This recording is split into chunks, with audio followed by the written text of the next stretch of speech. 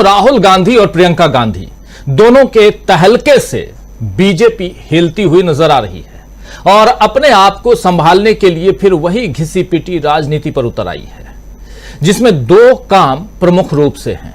पहला काम होता है कि गांधी परिवार को निशाने पर लेना और दूसरा काम कि जगहों के नाम बदल देना। आप देख रहे हैं कि बीजेपी लगातार दो ही काम तो कर रही पिछले 10 सालों से।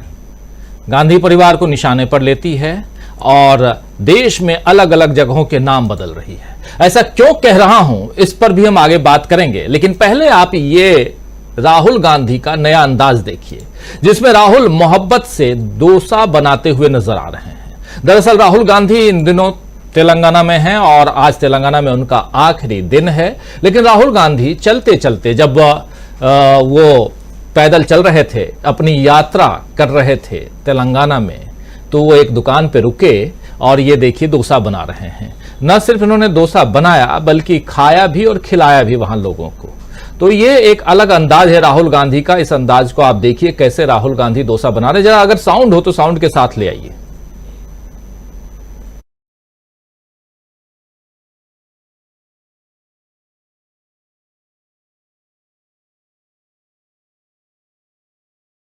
ये आप देख रहे हैं राहुल गांधी बड़े सलीके से, यहां पर संजीदगी के साथ राहुल गांधी डोसा बना रहे हैं और इसके बाद राहुल गांधी ने इस अपने समर्थकों को इस डोसे का स्वाद भी चखाया और एक नहीं कई डोसे वो बनाए और देखिए बना रहे हैं और वहां पीछे लोग खा भी रहे हैं। तो राहुल, आज जिन लोगों ने राहुल के हाथों बनाया हुआ ये डोसा खाया होगा वो गदगद हो गए होंगे। मेरी भी इच्छा होने लगी है कि काश मैं भी रहता वहां। खैर, आगे कभी मौका मिलेगा तो आप लोगों के लिए भी कुछ ले आऊंगा। आपको बता दूं कि राहुल गांधी 3 दिनों के तेलंगाना दौरे पे हैं और जहां वो आम लोगों से मिलजुल रहे हैं और आज राहुल की ये यात्रा का आखिरी दिन है। और आज राहुल ने विजय भेरी यात्रा में जगतियाल नाम की जगह पर रुककर इस डोसे के स्टॉल पर रुके और डोसा बनाने पर भी अपना हाथ आजमाया उन्होंने। इतना ही नहीं, राहुल ने अपने हाथ का बना डोसा लोगों को खिलाया भी, जैसा पहले बता चुका हूं। और राहुल ने लोगों से दिल खोलकर बात की और बताया कि कैसे बीजेपी ने उनका घर तक ले लिया, लेकिन उनका घर तो अब पूरे हिंदुस्तान में है। इस यात्रा के दौरान राहुल गांधी ने जहां लोगों से मिलजुल कर बातें की, अपने दिल की बात शेयर की, और दूसरी तरफ इस यात्रा के दौरान राहुल गांधी ने बीजेपी और बीआरएस पर और एआईएमआईएम पर जमकर निशाना साधा। क्या कुछ कह रहे थे जब भाषण दे रहे थे राहुल गांधी अपनी यात्रा में, तो सुनिए जरा। भाइयों बहनों, आप अपना वोट जाया मत कीजिए। बीजेपी और एमआईएम का यहाँ कुछ मतलब नहीं है, दोनों को खत्म कर दिया है। पहले आपने देखा होगा बीजेपी छाती फैलाई घूमती थी यहाँ पे, कांग्रेस पार्टी ने पूरी की पूरी गैस निकाल दी उनकी। आने फोन करके कह रहे भैया हमें कांग्रेस में आने दो, हम कह रहे नहीं, मतलब उनकी गाड़ी के सारे पहिए उतर गए। अब मामला एक ही है, ये जो बीआरएस की सरकार है इसे हटाना है और लड़ाई कांग्रेस और इनके बीच में है। लड़ाई मोराला तेलंगाना और प्रजाला तेलंगाना के बीच में है। तो बीआरएस, एआईएमआईएम और बीजेपी पर निशाना साधते हुए राहुल गांधी तेलंगाना में बीआरएस, बीजेपी और एआईएम तीनों दलों को एक साथ निशाने पर ले रहे हैं और ऐसा लग रहा है कि कांग्रेस के प्रचार के आगे ये तीनों दल टिक नहीं पा रहे हैं। तभी तो स्मृति ईरानी ने पलटवार करने की कोशिश में तेलंगाना की जनता से यह कहा है कि अगर आप कांग्रेस को वोट देते हैं तो ये समझिए कि ये सीधा भारत राष्ट्र समिति यानी बीआरएस के लिए होगा, क्योंकि निर्वाचित होने पर कांग्रेस के विधायक चुनाव के बाद केसीआर की पार्टी में ही चले जाएंगे। केंद्रीय मंत्री स्मृति ईरानी ने कांग्रेस और भ्रष्टाचार को एक ही सिक्के के दो पहलू बताया है। स्मृति ईरानी ने यह भी कहा है कि बीजेपी ने जैसे राहुल गांधी को उत्तर प्रदेश की अमेठी लोकसभा सीट और फिर केरल के वायनाड से भगाया है, वैसे ही अब तेलंगाना से बीआरएस को भगाना है। बीजेपी को राहुल गांधी के मुकाबले स्मृति ईरानी को ही उतारना पड़ा है और हर जगह अभी बहुत दिनों से स्मृति ईरानी गायब नजर आ रही थी। राहुल गांधी पहले जब भी जुबान खोलते थे, मुंह खोलते थे, तो स्मृति ईरानी और एक और भी हैं, शायद आप लोग एक और भी है इसे समझ गए होंगे, नाम नहीं लेना चाहता हूं, वो बहुत दिनों से दिखाई नहीं दे रहे हैं। तो लेकिन स्मृति ईरानी अब आ चुकी हैं और उनको उतारना पड़ा है। हालांकि राहुल गांधी पर हमला बोलते हुए स्मृति ईरानी भूल गई कि उन्हें वायनाड से अभी हटाया नहीं जा सका है। कह रही हैं कि वायनाड से हटा दिया गया है। राहुल गांधी की संसद की सदस्यता बहाल हो गई है, तो वो वायनाड के सांसद हैं, तो कहां हटाया गया। और अमेठी में चुनाव वो हार गए थे, और लेकिन अब स्मृति ईरानी ने अमेठी के एयरपोर्ट और रेलवे स्टेशन का नाम बदलने के लिए ज्योतिरादित्य सिंधिया और अश्विनी वैष्णव को चिट्ठी लिखी है।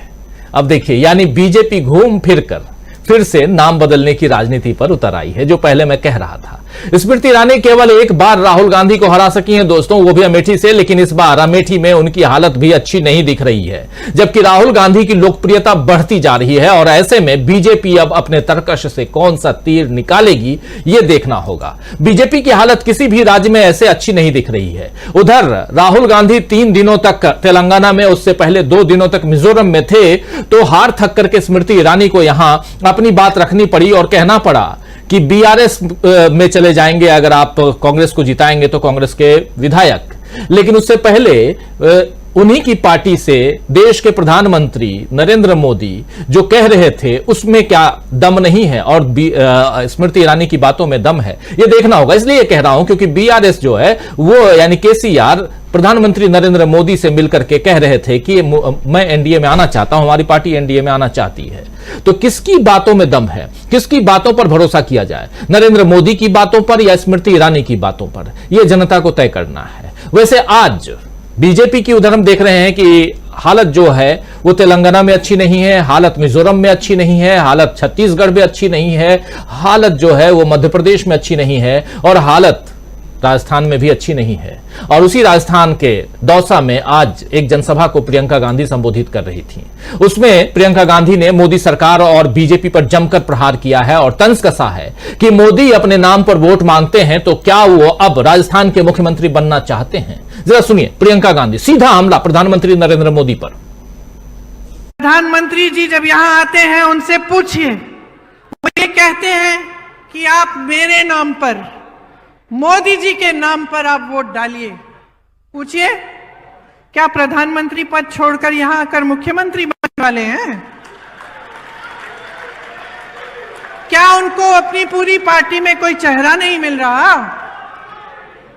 पूछिए ना उनसे। तो सीधा हमला, यह सवाल पूछा भी जा रहा है जब सांसद, केंद्रीय मंत्री जो हैं वो अब विधायकी का चुनाव लड़ रहे हैं, तो क्या प्रधानमंत्री मुख्यमंत्री पद के लिए लड़ेंगे? और अगर प्रधानमंत्री हर राज्य में जाके कह रहे हैं कि मेरे नाम पर वोट दो, मुझे वोट दो, मेरे नाम पर नहीं बल्कि मुझे वोट दो, तो क्या हर राज्य में वही मुख्यमंत्री बनने वाले हैं? प्रधानमंत्री की कुर्सी खाली होने वाली है। ऐसे भी राहुल गांधी ने प्रधानमंत्री पद की कुर्सी मिले ना मिले लेकिन अपने लिए एक कुर्सी बना ली है। वो तस्वीर आप लोगों ने देखी होगी जब राहुल गांधी दिल्ली के ही कीर्तिनगर में पहुंचे थे और वहां उन्होंने वहां के जो कामगार हैं, बढ़ई हैं, उनके साथ वो कुर्सी बनाई थी, टेबल बनाए थे। तो वो कुर्सी राहुल गांधी उठाकर अपने घर ले गए हैं और जब जरूरत पड़ेगी तो कहा जा रहा है कि वो कुर्सी ले आएंगे प्रधानमंत्री कार्यालय में। खैर, हंसी मजाक की बात, लेकिन बहुत महत्वपूर्ण बात यहां यही है कि देश की राजनीति में, सियासत में नया मोड़ है और इस नए मोड़ की हम बात करेंगे आज। तो दोस्तों, राहुल गांधी और प्रियंका गांधी दोनों ने आज तहलका मचा दिया है। तो आइए आज न्यूज पॉइंट में चर्चा करेंगे कि क्या इस तहलके में बीजेपी खुद को संभाल पाएगी और क्या देश की राजनीति जो है, देश की सियासत जो है, वो नए मोड़ की तरफ बढ़ रही है। चर्चा की शुरुआत करते हैं। हमारे साथ कुछ बड़े साथी जुड़े हुए हैं, उन सबसे आपका परिचय करवाता हूं। देखिए, इस वक्त 8 वरिष्ठ साथी हमारे साथ जुड़े हुए हैं। एक साथी सीधे उधर जबलपुर से जुड़े हुए हैं, गजेंद्र इंगले हमारे साथी, और देशबंधु की टीम, डीबी लाइव की टीम जो है वो पूरे मध्य प्रदेश में घूम रही है, दूसरे राज्यों में भी घूम रही है। अब रोज हर राज्य से बीच बीच में आपके बीच हम पेश करेंगे वहां क्या कुछ चल रहा है ये भी। तो गजेंद्र इंगले जी, आपका स्वागत करता हूं। हमारे साथ प्रोफेसर अखिल स्वामी जी जुड़े हुए हैं, हमारे साथ मीनू जैन जी जुड़े हुए हैं, प्रशांत टंडन जी जुड़े हुए हैं, सुनील शुक्ला जी जुड़े हुए हैं हमारे साथ संजय कुमार सिंह साहब जुड़े हुए हैं, डॉक्टर दीपक पाचपोर जी और अमलेंदु उपाध्याय जी। आप सभी का स्वागत करता हूं, इस्तकबाल करता हूं।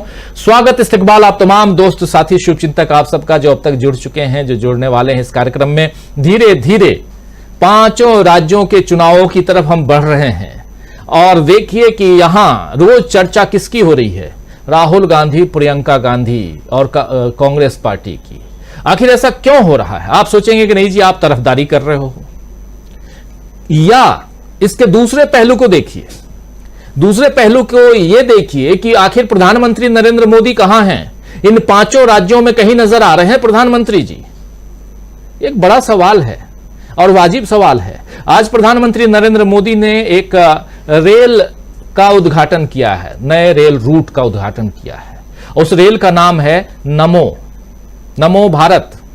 अब वो नमो भारत क्या है ये आप सोचिएगा, लेकिन किया है उन्होंने उद्घाटन। और ये हिंदुस्तान का पहला इंटर स्टेट रेल है और मेट्रो की तरह है। अच्छी बात है, सुपरफास्ट होना चाहिए, लेकिन उसका नाम नमो भारत क्यों रखा गया है ये भी एक हम लोग चूंकि पत्रकार हैं तो थोड़ा सा दिमाग में पत्रकारिता वाला जो फितुर है वो चलने लगता है, इसलिए भी वो समझने की कोशिश करेंगे आप लोगों के जरिए। वहां से अलग अब आते हैं और राहुल गांधी प्रियंका गांधी की तरफ बढ़ते हैं। पहले हमारे साथ मध्य प्रदेश से तो जुड़े हुए हैं ही हमारे साथी, उनके पास भी चलेंगे, लेकिन प्रोफेसर अखिल स्वामी जी राहुल गांधी डोसा बना रहे हैं। राहुल गांधी जब और आगे बढ़ते हैं, कुछ तस्वीरें लेके आइए हम लोगों के बीच में, जहां राहुल गांधी जो हैं वो बच्चों महिलाओं से मिलते हैं, बात करते हैं। अलग अलग तस्वीरें हैं, अलग अलग विजुअल्स हैं राहुल गांधी के। ये देखिए यहां बैठे हुए हैं, कुछ बच्ची है, उसको चॉकलेट भी यहां खिला रहे हैं। ऐसे कुछ तस्वीरें बहुत सारी आ रही हैं। और जो खबरें आ रही हैं स्वामी जी, वो ये आ रही हैं कि राहुल गांधी की इस 3 दिन की यात्रा ने पिछले जो दो पारी जो अभी खेली है केसीआर ने, उसको मटिया मेट कर दिया है। राहुल गांधी ने इन 3 दिनों में कम से कम 30 विधायक अपने आने वाले समय में और जोड़ लिए। जितने आ रहे थे उसमें 30 और जुड़ गए। वहां के लोग ऐसा कह रहे हैं, इसलिए मैं यहां कह रहा हूं। जरा आपकी टिप्पणी इस पे। देखिए राजीव जी, मुझे ऐसा लग रहा है कि राहुल गांधी डोसा नहीं बना रहे हैं, अपने विरोधी दल का कचूमर बना रहे हैं और वो राजनीतिक परिस्थिति को बिल्कुल बदल रहे हैं। देखिए मैं राजीव जी बिल्कुल दिल की बात बता रहा हूं। मुझे जब भी वोट देने जाऊंगा, जब मैं चुनाव चिन्ह को देखूंगा, मुझे कुछ चेहरे दिखाई पड़ेंगे उसके पीछे। अब ये मेरा दृष्टि दोष है या क्या है, ये तो मैं बाद में पता चलाऊंगा जब बात करूंगा। लेकिन मुझे ऐसा लगता है कि जब भी मैं कमल के चिन्ह को देखता हूं, मुझे गौतम अडानी दिखते हैं, और जब भी मैं कांग्रेस के चिन्ह को देखता हूं तो मुझे वो रामेश्वर दिखता है जिससे राहुल गांधी गले मिले थे। मुझे वो स्विगी और जोमेटो के बच्चे दिखते हैं जिनके स्कूटर पे बैठ के राहुल गांधी चले थे। मुझे वो 17-18 साल की बेटियां दिखती हैं जिनके साथ राहुल गांधी स्कूटी पे पीछे बैठे थे। मुझे मिजोरम की वो बच्चियां दिखती हैं जिनकी आंखों में आंसू थे और राहुल गांधी ने जब उनके साथ सेल्फी खींची उनके चेहरे पे मुस्कान आ गई थी। मुझे वो लाखों करोड़ों की भीड़ तेलंगाना की दिखी। जब मैं देखता हूं कि मुझे जब वोट देने में जाऊंगा, और मैं ये देश की जनता के मानस को भी देखूंगा कि उन्हें दिखेगा क्या, जब चुनाव चिन्ह दिखेंगे उन्हें दिखेगा क्या उन्हें दिखेगा कि 13 महीने मेरे देश के अन्नदाताओं को किस प्रकार से तड़पाया गया। और ये देखिए कितना बड़ा रहस्योद्घाटन हुआ है राजीव जी। जो कोयले का इंपोर्ट हुआ इंडोनेशिया को, उसको ओवर इनवॉइस किया गया और इनवॉइस करके इंडियन कंपनी ने उसको विदेशी कंपनियों को कम दाम में बेचा। विदेशी कंपनी ने बहुत हायर प्राइस पे यहां की जो कोल प्रोड्यूसिंग ऑर्गेनाइजेशन है उनको बेचा, और वो बढ़े हुए कोयले के दाम का भुगतान मैंने और आपने किया, देश की जनता ने किया। देखिए जिस प्रकार से ये रहस्योद्घाटन हुआ है, ये केवल गुजरात में नहीं हुआ है, ये मेरे हरियाणा में भी हुआ है राजीव जी। क्योंकि बहुत दिनों से मैं देख रहा था, जब मेरे पास बिजली का बिल आता था उसमें 1500 रुपए एनर्जी चार्जेस पर मंथ लगे रहते थे। मैंने कई बार फोन करके पूछने का प्रयास किया ये एनर्जी चार्जेस क्या हैं। मुझे कहा कि ये नहीं पता, ये ऊपर के आदेश है, एनर्जी चार्जेस ले रहे हैं, बाद में इसके बारे में निर्णय होगा। 1500 रुपए महीने गरीब से गरीब आदमी का हिंदुस्तान के अंदर जिस प्रकार से शोषण हुआ है एनर्जी चार्जेस के नाम से बढ़ाए हुए बिलों पे, और जिस प्रकार से विदेशी कंपनियों को, जिसमें चीनी एक निवेशक है, उस पैसे को किस प्रकार से ब्लैक मनी को जनरेट किया गया है, मनी लॉन्ड्रिंग की गई है, शेल कंपनीज के माध्यम से उस पैसे को हिंदुस्तान में लाया गया है।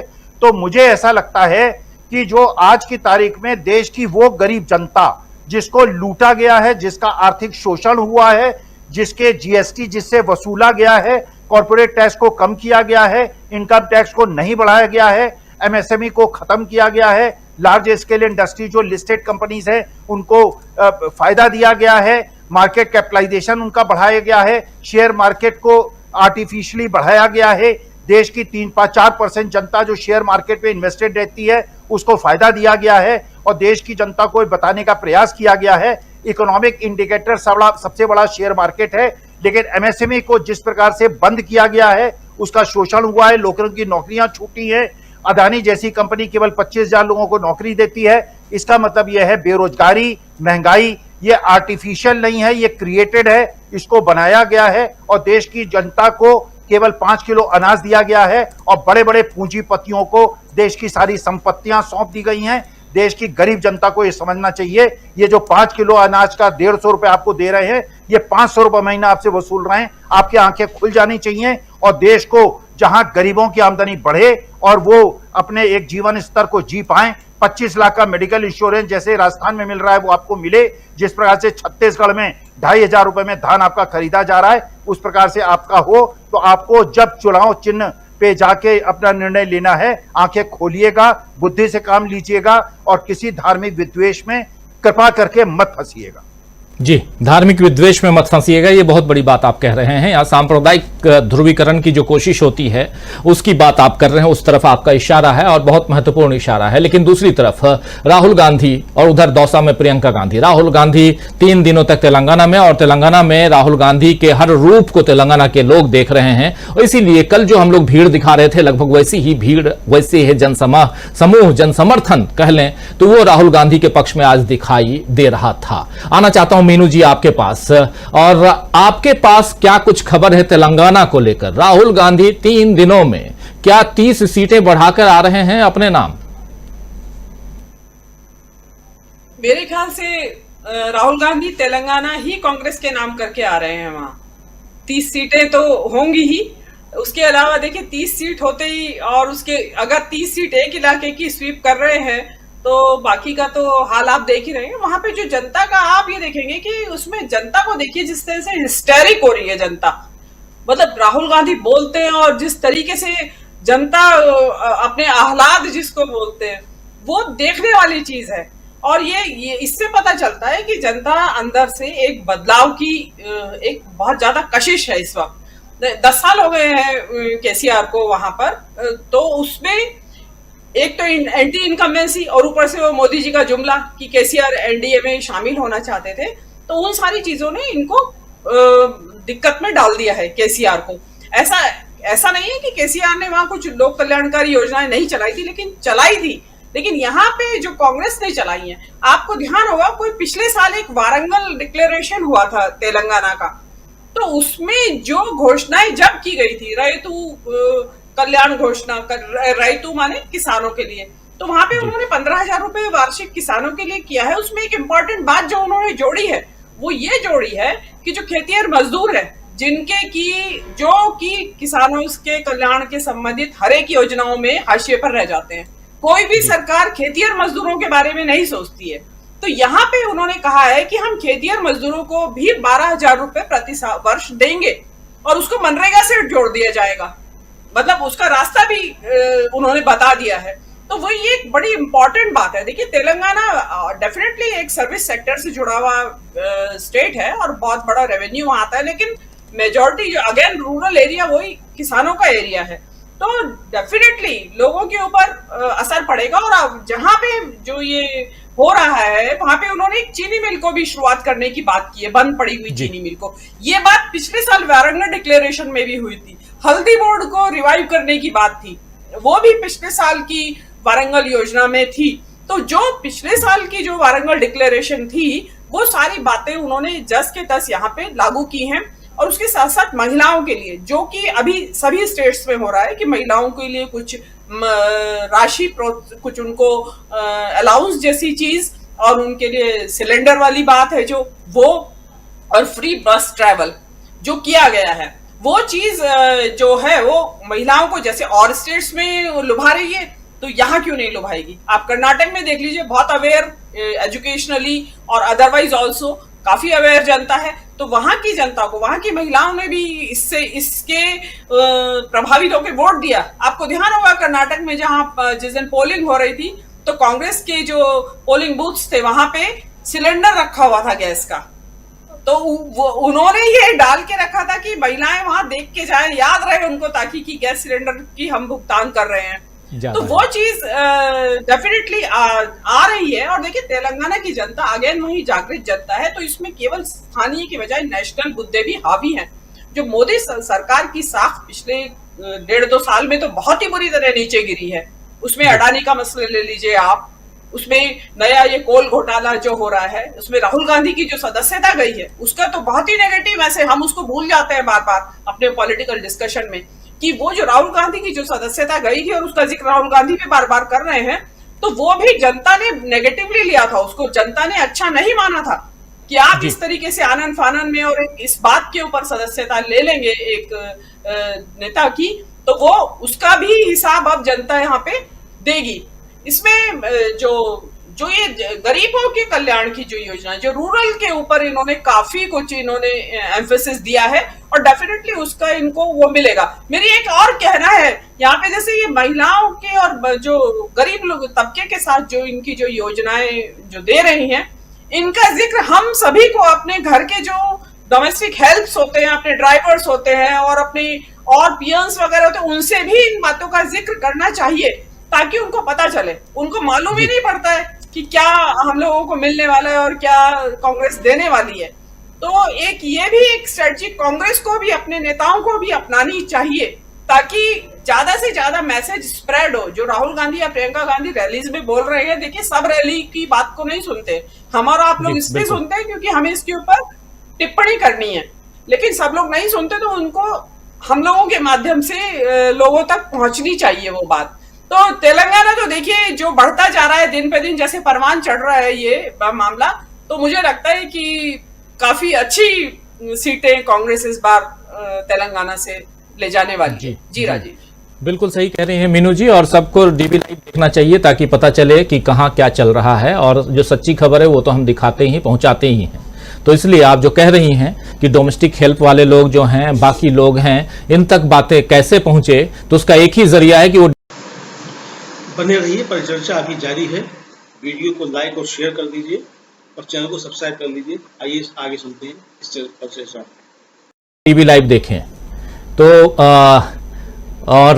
हमारे साथ इस वक्त जबलपुर से जुड़े हुए हैं। मध्य प्रदेश में अलग अलग पार्ट है, आप सब जानते हैं, उसमें महाकौशल का जो पार्ट, नर्मदा के किनारे बसा हुआ शहर जबलपुर से हमारे साथ जुड़े हुए हैं गजेंद्र इंगले, हमारे साथी, हमारे मध्य प्रदेश के इंचार्ज, और सीधे उनके पास आना चाहता हूं। पहले स्वागत करता हूं गजेंद्र इंगले जी आपका, और आप उधर से ग्वालियर होते हुए, दतिया होते हुए महाकौशल और जबलपुर पहुंच चुके हैं। जरा मध्य प्रदेश में क्या हालात हैं, क्या कुछ आप देख रहे हैं? दिन भर आप घूम रहे हैं, कल अभी पिछले 3-4 दिनों से लगातार देख रहा हूं खबरें, आपकी जो ग्राउंड रिपोर्ट्स है वो हम वीडियो के जरिए पहुंचा रहे हैं अपने तमाम दर्शकों तक। जरा आपसे समझना चाहता हूं कि क्या कुछ स्थिति, अब चूंकि 230 सीटों में से 229 सीटों के उम्मीदवारों की घोषणा कांग्रेस पार्टी ने कर दी है, इसके बाद क्या कुछ कह रहे हैं लोग? देखिए, मैं यहां से शुरू करना जी बिल्कुल जी मैं यहां से शुरू करना चाहूंगा कि जैसे अभी अपन ने स्टार्ट किया कि राहुल गांधी जी ने डोसा बनाया। हेलो, बिल्कुल आपकी आवाज आ रही है आपकी आवाज मेरे को सुन पा रहे? जी। तो जिस तरीके से राहुल गांधी जी ने आज डोसा बनाने की अपन जो चर्चा कर रहे हैं, मैं पूरे मध्य प्रदेश में अभी यहाँ जहाँ भी घूमकर आया हूँ, हर जगह मैंने बिल्कुल ग्राउंड रिपोर्ट की है। बिल्कुल निष्पक्ष रूप से जो पब्लिक जहाँ मिली, जिस स्थिति में मिली, उससे हमने चर्चा करी, और चर्चा में यही निकल के आया कि अब जो जनता है, वो जनता जो है वो कहीं ना कहीं भाजपा का कीमा बनाने के लिए तैयार बैठी हुई है। ऐसी स्थिति मुझे कई क्षेत्रों में दिखाई दी, चाहे आप दतिया की बात ले लें, डबरा ग्वालियर की बात ले लें। अभी मैं महाकौशल क्षेत्र में खड़ा हुआ हूं। मैं आपको बता दूं कि जो जबलपुर पूर्व की क्षेत्र है, यहाँ पर जहाँ से लखन घनघोरिया जो हैं इस समय विधायक हैं कांग्रेस के, और कमलनाथ की जो 15 महीने की सरकार थी उसमें वे मंत्री भी रहे थे, तो उनका ये क्षेत्र है और इनके क्षेत्र में मैं आया हुआ हूँ। मैंने आज जबलपुर की कई सीटों पर जो है वो जनता से संवाद किया, जनता से राय शुमारी करी। मैं आपको बता दूं कि मंडला का जो आदिवासी क्षेत्र है वहां पर भी मैंने जो है जनता से चर्चा करी। तो तो सब जगह से यही निकल कर आ रहा है कि कहीं ना कहीं जो जनता है वो बदलाव के मूड में है। वो जो जितने भी झूठे वादे इतने समय तक किए गए हैं, उन झूठे वादों से अब तृप्त हो चुकी है, परेशान हो चुकी है। और कहीं ना कहीं वो इस समय कई बार तो ये देखने को मिल रहा है कि जनता साफ कह रही है कि अब हम इनके बहकावे में नहीं आने वाले हैं। ये इनके लाग लपेट की बातें बहुत हो चुकी हैं, झूठी घोषणाएं बहुत हो चुकी हैं। और कई बार तो जनता मुझे ऐसी सुनते दिखाई दी बोलते हुए कि उन्होंने साफ कहा है कि जो मुख्यमंत्री हैं वो घोषणावीर हैं, घोषणा मंत्री हैं, इस तरह के शब्दों का प्रयोग किया है। तो अभी जो मध्य प्रदेश के हालात मुझे जो दिखाई दे रहे हैं, तो ज्यादातर सीटों में बदलाव की स्थिति दिखाई दे रही है। यहाँ महाकौशल में आपको बता, बहुत ही महत्वपूर्ण क्षेत्र है। मध्य प्रदेश की राजनीति की बात करें, 230 तो कुल सीटें हैं, जिसमें से अपन बता रहे हैं कि कांग्रेस ने 229 तो घोषित कर ही दी हैं। मध्य प्रदेश में महाकौशल एक बहुत महत्वपूर्ण क्षेत्र है। 38 सीटें यहाँ विधानसभा की हैं। यदि हम 2018 की बात करें, हम उससे पहले 2013 को भी थोड़ा ले लेते हैं। 2013 में यहाँ पर भाजपा बहुत मजबूत स्थिति में थी। भाजपा की 24 सीटें थी और कांग्रेस की 13 सीटें थी। 2018 के चुनाव आते आते बिल्कुल स्थिति उलट हो गई। कांग्रेस 24 सीटों पर पहुंच गई और भाजपा जो है वो 13 सीटों पर सिमट गई। और अभी जिस तरीके का माहौल पूरे महाकौशल में नजर आ रहा है, जिस तरीके से यहाँ लोग बेरोजगारी से परेशान हैं, जिस तरह से यहाँ पर लोग मूलभूत सुविधाओं के लिए परेशान है, ऐसा लग रहा है कि कहीं ना कहीं जो है वो यहाँ पर महाकौशल में कांग्रेस को और सीटों की बढ़त भी मिल सकती है। उसके पीछे मैं आपको बता दूं कई कारण है। सबसे बड़ा कारण तो यही है कि भाजपा की तरफ से हम देखें तो महाकौशल हमेशा उपेक्षा का शिकार रहा है। यहाँ के जनप्रतिनिधियों को भी वहाँ मध्य प्रदेश सरकार में कहीं पर बहुत बड़ी तवज्जो नहीं दी गई। जबकि दूसरी तरफ यदि हम कांग्रेस की बात करें तो ये महाकौशल का क्षेत्र है, जहाँ से ही हमारे कमलनाथ आते हैं, जो कि मध्य प्रदेश के मुख्यमंत्री भी रहे। इसके अलावा हिना कांवरे भी इसी क्षेत्र से है। यहाँ विवेक तन्खा जो राज्यसभा सांसद है वो भी जबलपुर के हैं। लखन घनघोरिया के क्षेत्र में मैं खड़ा हुआ हूँ, वहां से उनको जो है मंत्री बनाया गया था। इसके अलावा जो दूसरा एक जबलपुर पश्चिम विधानसभा क्षेत्र है, वहां से भी तरुण भनोत जो है वो इस समय आपको बता दूं कि जो विधायक हैं और पूर्व मंत्री भी हैं, क्योंकि कमलनाथ के सरकार में मंत्री भी रहे थे। तो इस तरीके से बहुत प्रतिनिधित्व इस क्षेत्र को कांग्रेस देती आई है, ये अपन देख सकते हैं। और अभी सबसे बड़ी बात है, जबलपुर में एक सीट है जो जहां पश्चिम की अपन बात करें, तरुण भनोत के विरोध में राकेश सिंह को भाजपा ने उतारा है।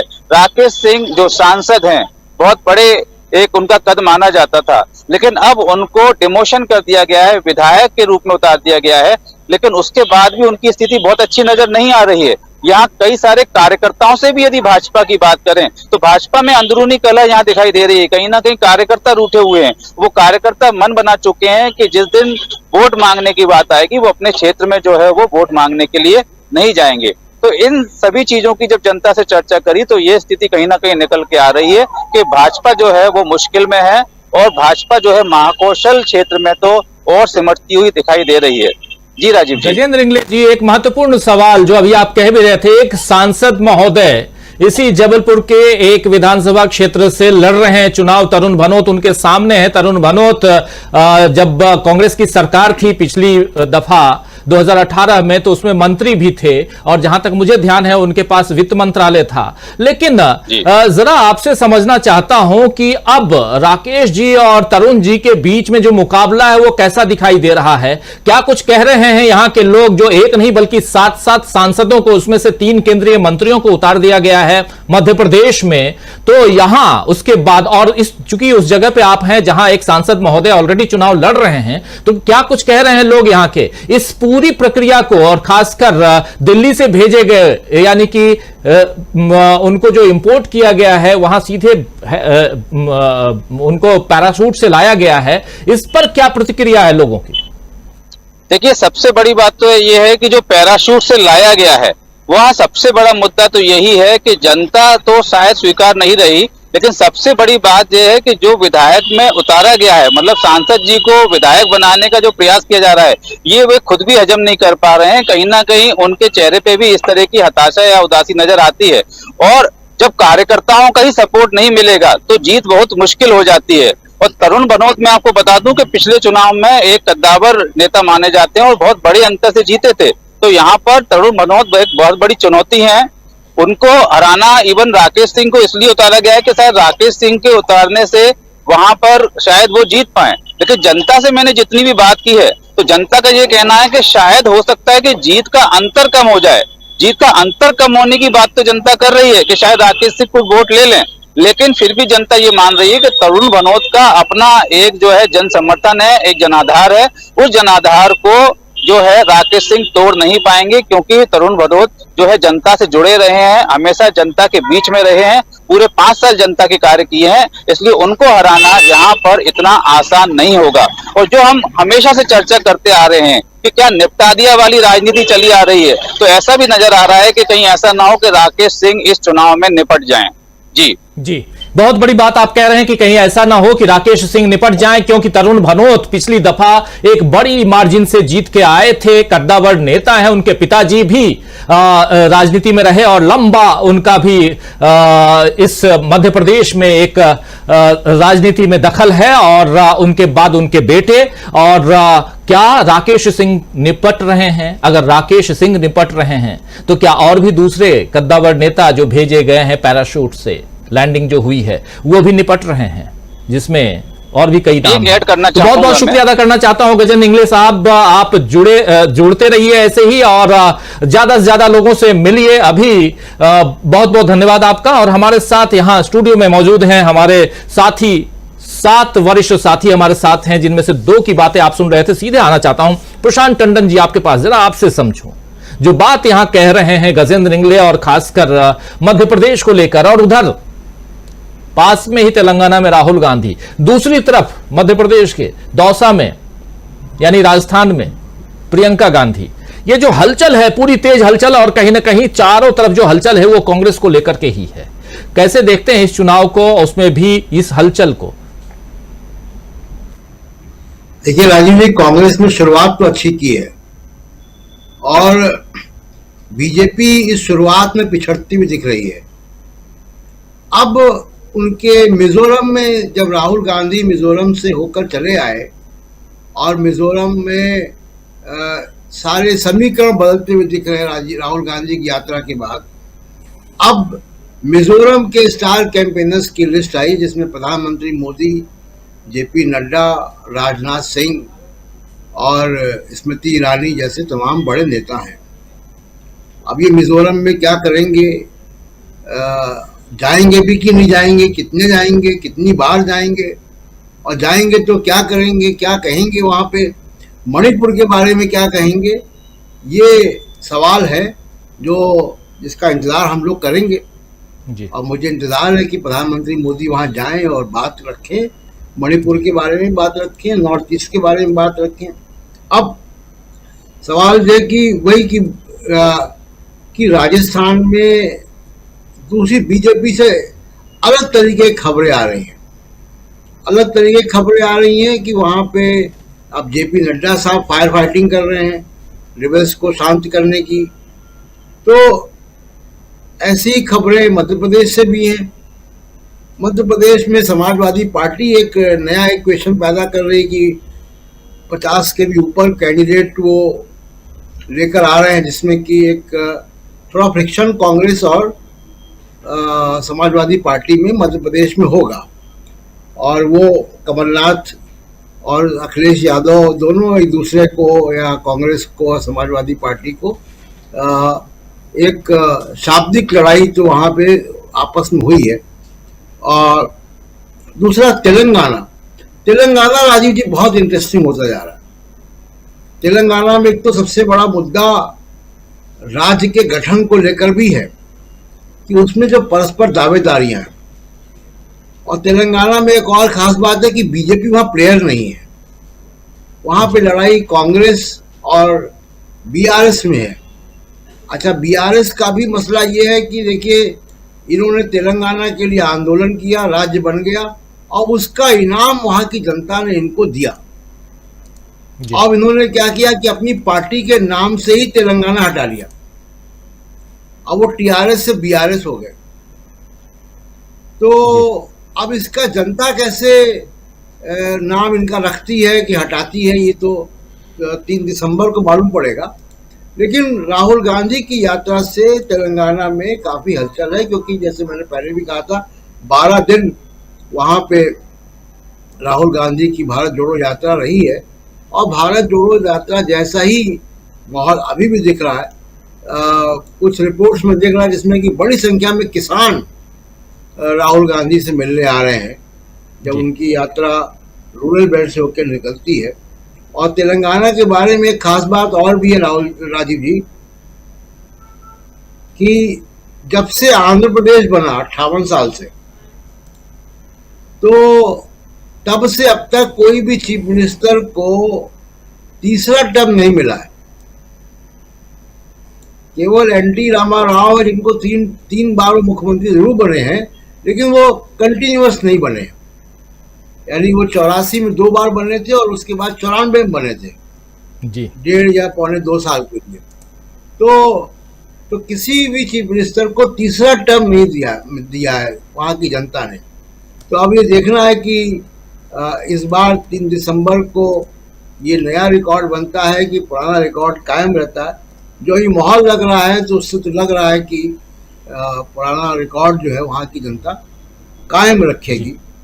तो और तीसरा एक वहाँ पे ओवैसी फैक्टर। देखिए 35 सीटें वो लड़े थे लगातार, वो 2 इलेक्शन में तेलंगाना से बना है, 2 इलेक्शन में वो 7 सीटों पे रहते हैं, वो भी हैदराबाद की। 7 से 8वीं सीट वो नहीं कर पाए। चुनाव वो बिहार में भी लड़ते हैं, चुनाव वो उत्तर प्रदेश में भी लड़ते हैं, 100 सीट पे लड़ते हैं, और कर्नाटक में भी जाके लड़ते हैं, महाराष्ट्र में भी जाके लड़ते हैं। तेलंगाना में पिछली बार वो 35 सीटों पर लड़े थे जिसमें उनको 7 सीटें मिली थी। इस बार वो 50 से भी ज्यादा सीटों पर लड़ रहे हैं। तो ये ओवैसी फैक्टर की जो हकीकत है तेलंगाना की, वो ये है कि वो म्युनिसिपल लिमिट हैदराबाद की क्रॉस नहीं कर पाए हैं जी, और इलेक्शन वो सारे भारत में लड़ते हैं वोट हारवाने के लिए या खुद हारने के लिए। तो तेलंगाना का चुनाव बहुत इंटरेस्टिंग होगा कि वहां पे क्या नया होता है। जी बिल्कुल बिल्कुल। और महत्वपूर्ण बात आप कह रहे हैं कि इलेक्शन वो पूरे भारत में लड़ते हैं और कहीं ना कहीं वो बीजेपी को के पक्ष में माहौल बनाने के लिए भी, और जो विपक्ष है उसके खिलाफ भी लड़ने के लिए। और कल राहुल गांधी एक भाषण में इसका जिक्र कर रहे थे। हालांकि राहुल गांधी वहां बिहार का जिक्र करना भूल गए, क्योंकि सबसे पहले बिहार के जो सीमांचल एरिया है वहीं पर AIMIM ने, यानी असदुद्दीन ओवैसी की पार्टी ने रंग दिखा दिया था कि हां देखो हम क्या कुछ कर सकते हैं। लेकिन उसके अलावा राहुल गांधी कल कह रहे थे कि महाराष्ट्र हो, चाहे राजस्थान हो, चाहे गुजरात हो, हर जगह ओवैसी साहब की पार्टी पहुंच जाती है। लेकिन यहां उनकी पार्टी को लेकर के जो आज बातें उन्होंने कही हैं, न सिर्फ उनकी पार्टी यानी कि MIM बल्कि BRS को लेकर, बीजेपी को लेकर शुरुआत में सुना चुका हूं, लेकिन एक बार फिर से ये राहुल गांधी कह रहे हैं कि ये सीना फुला के आते हैं, लेकिन यहां क्या कुछ होता है। सुनिए जरा राहुल गांधी को। भाइयों बहनों, आप अपना वोट जाया मत कीजिए। बीजेपी और MIM का यहाँ कुछ मतलब नहीं है, दोनों को खत्म कर दिया है। पहले आपने देखा होगा बीजेपी छाती फैलाई घूमती थी यहाँ पे, कांग्रेस पार्टी ने पूरी की पूरी गैस निकाल दी उनकी। आधे फोन करके कह रहे भैया हमें कांग्रेस में आने दो, हम कह रहे नहीं, तब उनकी गाड़ी के सारे पहिए उतर गए। अब मामला एक ही है, ये जो BRS की सरकार है इसे हटाना है, और लड़ाई कांग्रेस और इनके बीच में है, लड़ाई मोराला तेलंगाना और प्रजाला तेलंगाना के बीच में है। सुनील शुक्ला जी, ये गैस कैसे निकाल दी और कैसे ये चारों पहिए खोल लिए? ये तो पहिया खोलने की प्रक्रिया भारत जोड़ो आंदोलन के दौरान ही शुरू हो गई थी। कुछ रिंच पेचकस कम बचा था, उसको लेके दोबारा पहुंच गए, जो थोड़ा बहुत बचा था सब निकाल लिया बाहर। सवाल यह है कि AIMIM के बारे में बिहार में जो जनता ने समर्थन दिया, केवल वही गलती हुई लोगों से। उसके बाद अविभाजित बिहार माने आज के झारखंड में जो पिछला उपचुनाव लड़े ओवैसी साहब डुमरी में, उनका क्या असर हुआ? 3000 वोट पाने में पूरी ताकत लग गई। इसी जनता ने ओवैसी साहब के साथ क्या बर्ताव किया, वो आप पश्चिम बंगाल का विधानसभा का चुनाव देख लीजिए। इसी जनता ने ओवैसी साहब के साथ कितना अपना सौहार्द दिखाया, आप कर्नाटक का चुनाव देख लीजिए। कर्नाटक में तो तेलुगु भाषी लोग हैं, बहुत पड़ोसी राज्य से आते हैं, वहाँ के लोगों ने उनके साथ क्या व्यवहार किया वो भी आप देख लीजिए। सवाल यह है कि कुछ समय तक लोगों को लगता है कि आप उनके हक के लिए लड़ रहे हैं, आप विपक्ष के नेता हैं, राजनीति कर रहे हैं। आपको अपने बारे में कोई भले गलतफहमी हो जाए, जनता के मन में कोई गलतफहमी नहीं होती है, वो सबका जन्म कुंडली जानती है और खोल कर रख देती है। ओवैसी साहब के साथ यही हुआ। ओवैसी साहब भले आक्रामक रहे हों भारतीय जनता पार्टी के लिए, लेकिन हर जगह खासतौर से चुनावी राजनीति में भारतीय जनता पार्टी को मदद करते नजर आए हैं। कई जगह उनके ऊपर आरोप लगे कि विभिन्न राज्यों में भारतीय जनता पार्टी से संसाधन प्राप्त करके उन्होंने प्रचार अभियान चलाया। तमाम तरह के आरोप उनके ऊपर लगते रहे। कितना सही है कितना गलत है, लेकिन ये जरूर है कि उनकी राजनीति हमेशा दिखाई पड़ी जिससे भारतीय जनता पार्टी को फायदा होता हुआ दिखाई पड़ा। तेलंगाना में आज मुद्दा क्या आ गया? तेलंगाना में आप ये आज इस सभा के अलावा आप याद कीजिए, जब भारत जोड़ो यात्रा के दौरान जो सभा हुई थी राहुल गांधी की, और किस तरह के मुद्दे खड़े किए थे। राहुल गांधी ने उस दौरान ही कह दिया था कि देश की भ्रष्टतम सरकारों में से एक है जी। और संसाधनों का कितना दुरुपयोग किया जा रहा है, किसानों की कितनी अवहेलना की जा रही है, और जिन लोगों ने बलिदान किया तेलंगाना राज्य के निर्माण में, उनके साथ सरकार किस तरह का व्यवहार कर रही है। इसमें कोई दो राय नहीं है कि तमाम सामाजिक हित के कार्यक्रम केसीआर साहब ने लागू किए हैं, लेकिन बहुत सारी चीजें ऐसी हैं जिसपे उनकी निगाह नहीं गई है, और उसका सबसे बड़ा कारण है कि भ्रष्टाचार। आज भी वहाँ के किसान परेशान हैं, और सबसे बड़ा सवाल तो उन युवाओं के सामने है जिनके सामने रोजगार का संकट है, और रोजगार के संकट के ऊपर केसीआर साहब कुछ बोलने के लिए तैयार नहीं है। दो तेलुगु भाषी लोग हैं, अगर आप कर्नाटक के चुनाव के संदेश को समझने का प्रयास किया जाए तो तेलंगाना से सटे हुए जो जिले हैं तेलुगु भाषी जहाँ अधिक संख्या में है, उन सभी जिलों में कांग्रेस को व्यापक जनसमर्थन मिला था। कांग्रेस ने सबसे अच्छा काम वही किया कि जो स्थानीय मुद्दे हैं उन्हीं मुद्दों को लेकर के लोगों के बीच में गई है, और लोगों को आश्वासन दिया है कि हम इन मुद्दों का समाधान करेंगे, चाहे वो बेरोजगारी का सवाल हो, चाहे वो किसानों को राहत देने का सवाल हो, चाहे लोगों को बेहतर चिकित्सा सुविधा देने का सवाल हो, और चाहे लोगों को बेहतर शिक्षा देने का सवाल हो। इन तमाम मुद्दों पर साफ साफ बात कही है, और सामाजिक हित से जुड़े हुए कई कार्यक्रमों की जो घोषणा की, जो केसीआर साहब से और भारतीय जनता पार्टी के मुकाबले में बहुत बेहतर है। और एक रिकॉर्ड भी भारतीय जो कांग्रेस के पक्ष में जाता है कि जो घोषणाएं कर रही है वह छत्तीसगढ़, राजस्थान और कर्नाटक जैसे राज्यों में लागू करते हुए आ रही है। वो लोगों के सामने भी बता पा रही है कि हम कर नहीं रहे हैं, हम करके आ रहे हैं। इसने तेलंगाना में भारतीय जनता पार्टी के खिलाफ और केसीआर के खिलाफ कांग्रेस को प्रबल दावेदार बनाया। वहाँ भारतीय जनता पार्टी तो है ही नहीं है। पहले जो कहा बीजेपी के बारे में कहा भी जा रहा था कि इसके लोकसभा में 4 MP जीते थे और विधानसभा में कुछ चुनाव जीत करके आ गए, और कुछ हैदराबाद नगर निगम में भी कुछ थोड़ी बहुत सफलता मिल गई, तो लगने लगा था कि तेलंगाना में भी इनकी पैठ हो जाएगी। लेकिन चुनाव जो इस समय राजनीतिक माहौल वहाँ बता रहे हैं उसमें भारतीय जनता पार्टी बहुत पीछे है, और सत्ता के दावेदार इस समय कांग्रेस ही दिख रही है वहाँ, और जो आक्रामकता कांग्रेस ने अपनाई है उसका उसको प्रतिफल भी मिल रहा है।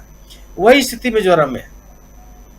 मिजोरम की स्थिति है कि वहाँ पे भारतीय जनता पार्टी के पास तो उम्मीदवार नहीं मिल रहा है, कुल 23 उम्मीदवार मिले अभी तक। पार्टी से कर रही है कि हम 23 सीटों में चुनाव लड़ेंगे। मिजो नेशनल फ्रंट उनके साथ क्या बर्ताव करेगा अब सबके सामने है। अगर वह केंद्र सरकार के इस निर्देश को मानने के लिए तैयार नहीं है कि आप म्यांमार से आने वाले लोगों के बारे में उनका बायोमेट्रिक अटेंडेंस लीजिए, उनका रिकॉर्ड बनाइए, वो मान नहीं रहे, या लोग जो बाहर से आए हुए वो लोग उनको वापस कीजिए, उसमें भी राज्य सरकार तैयार नहीं है। माने एक ऐसी सरकार जो एनडीए में का सदस्य होने के बावजूद केंद्र के जो निर्देश हैं उन निर्देशों से अलग अपनी एक राजनीति करने की कोशिश कर रही है, और जो जनता को संदेश देने का प्रयास कर रही है कि वो भारतीय जनता पार्टी से दूर है। लेकिन जिस तरह का जन समर्थन राहुल गांधी ने हासिल किया है मिजोरम में, वह चौंकाने वाला है। इसलिए चौंकाने वाला है कि उत्तर पूर्व के अधिकांश राज्यों में भारतीय जनता पार्टी के खिलाफ कांग्रेस वो ताकत से नहीं उभर पाई जिस ताकत के लिए उत्तर पूर्व के राज्यों में वो जानी जाती रही है। लेकिन वह जन समर्थन दोबारा हासिल करती हुई वह मिजोरम में दिखाई पड़ रही है। राजस्थान, मध्य प्रदेश और की स्थिति सबके सामने है। यह केवल एक अभी मध्य प्रदेश में जो एक माने जो स्वाद खराब करने वाला एक माहौल बना है कांग्रेस और समाजवादी पार्टी के बीच में, यह नहीं होना चाहिए। केवल यह कि अगर लोगों के बीच में ये संदेश कहीं नहीं जाना चाहिए कि इंडिया दल समूह में किसी भी तरह का मतभेद है। यह तथ्य है कि यह चुनाव विधानसभा के लिए एक गठबंधन नहीं है, लेकिन राजनीतिक बयानबाजियों से और इस तरह के बयान सार्वजनिक रूप से न हो, इसके लिए दोनों दलों को करना है। और कमलनाथ जी को तो निश्चित रूप से मेरा मानना यह है कि जो जिस तरह की एरोगेंसी वो दिखा रहे हैं वो उचित नहीं है। भारतीय जनता पार्टी और कांग्रेस में कोई जमीन आसमान का अंतर नहीं है मतों में, एक एक सीट की मान लीजिए मारामारी है और बहुत कम मतों का अंतर है। ऐसे में अगर आपकी इच्छा भी एक एरोगेंट राजनीतिक दल के रूप में बनी, अब अगर आप एक और अखिलेश ये शब्दावली ठीक नहीं है, क्योंकि कमलनाथ जी एक जिम्मेदार व्यक्ति हैं। चलिए उस पर भी बात करेंगे, उस पर बात करेंगे सुनील शुक्ला जी, बिल्कुल बात करेंगे। वो मुद्दा भी आएगा, उस पर भी बात करेंगे। थोड़ा अभी हम जी सुनील जी बावजूद इसके मेरा मानना है कि मध्य प्रदेश में कांग्रेस का भी मजबूत लड़ाई में है और उसकी एज है, और शिवराज सिंह चौहान सरकार के खिलाफ एक मजबूत राजनीतिक माहौल बनाने में सफल है। जी बिल्कुल सुनील जी, आप ही कह रहे हैं कि ये जो गठबंधन है ये 2024 के लिए है, 2023 के लिए नहीं है, और ये बात खुले तौर पर हर जगह ये कह दी गई थी।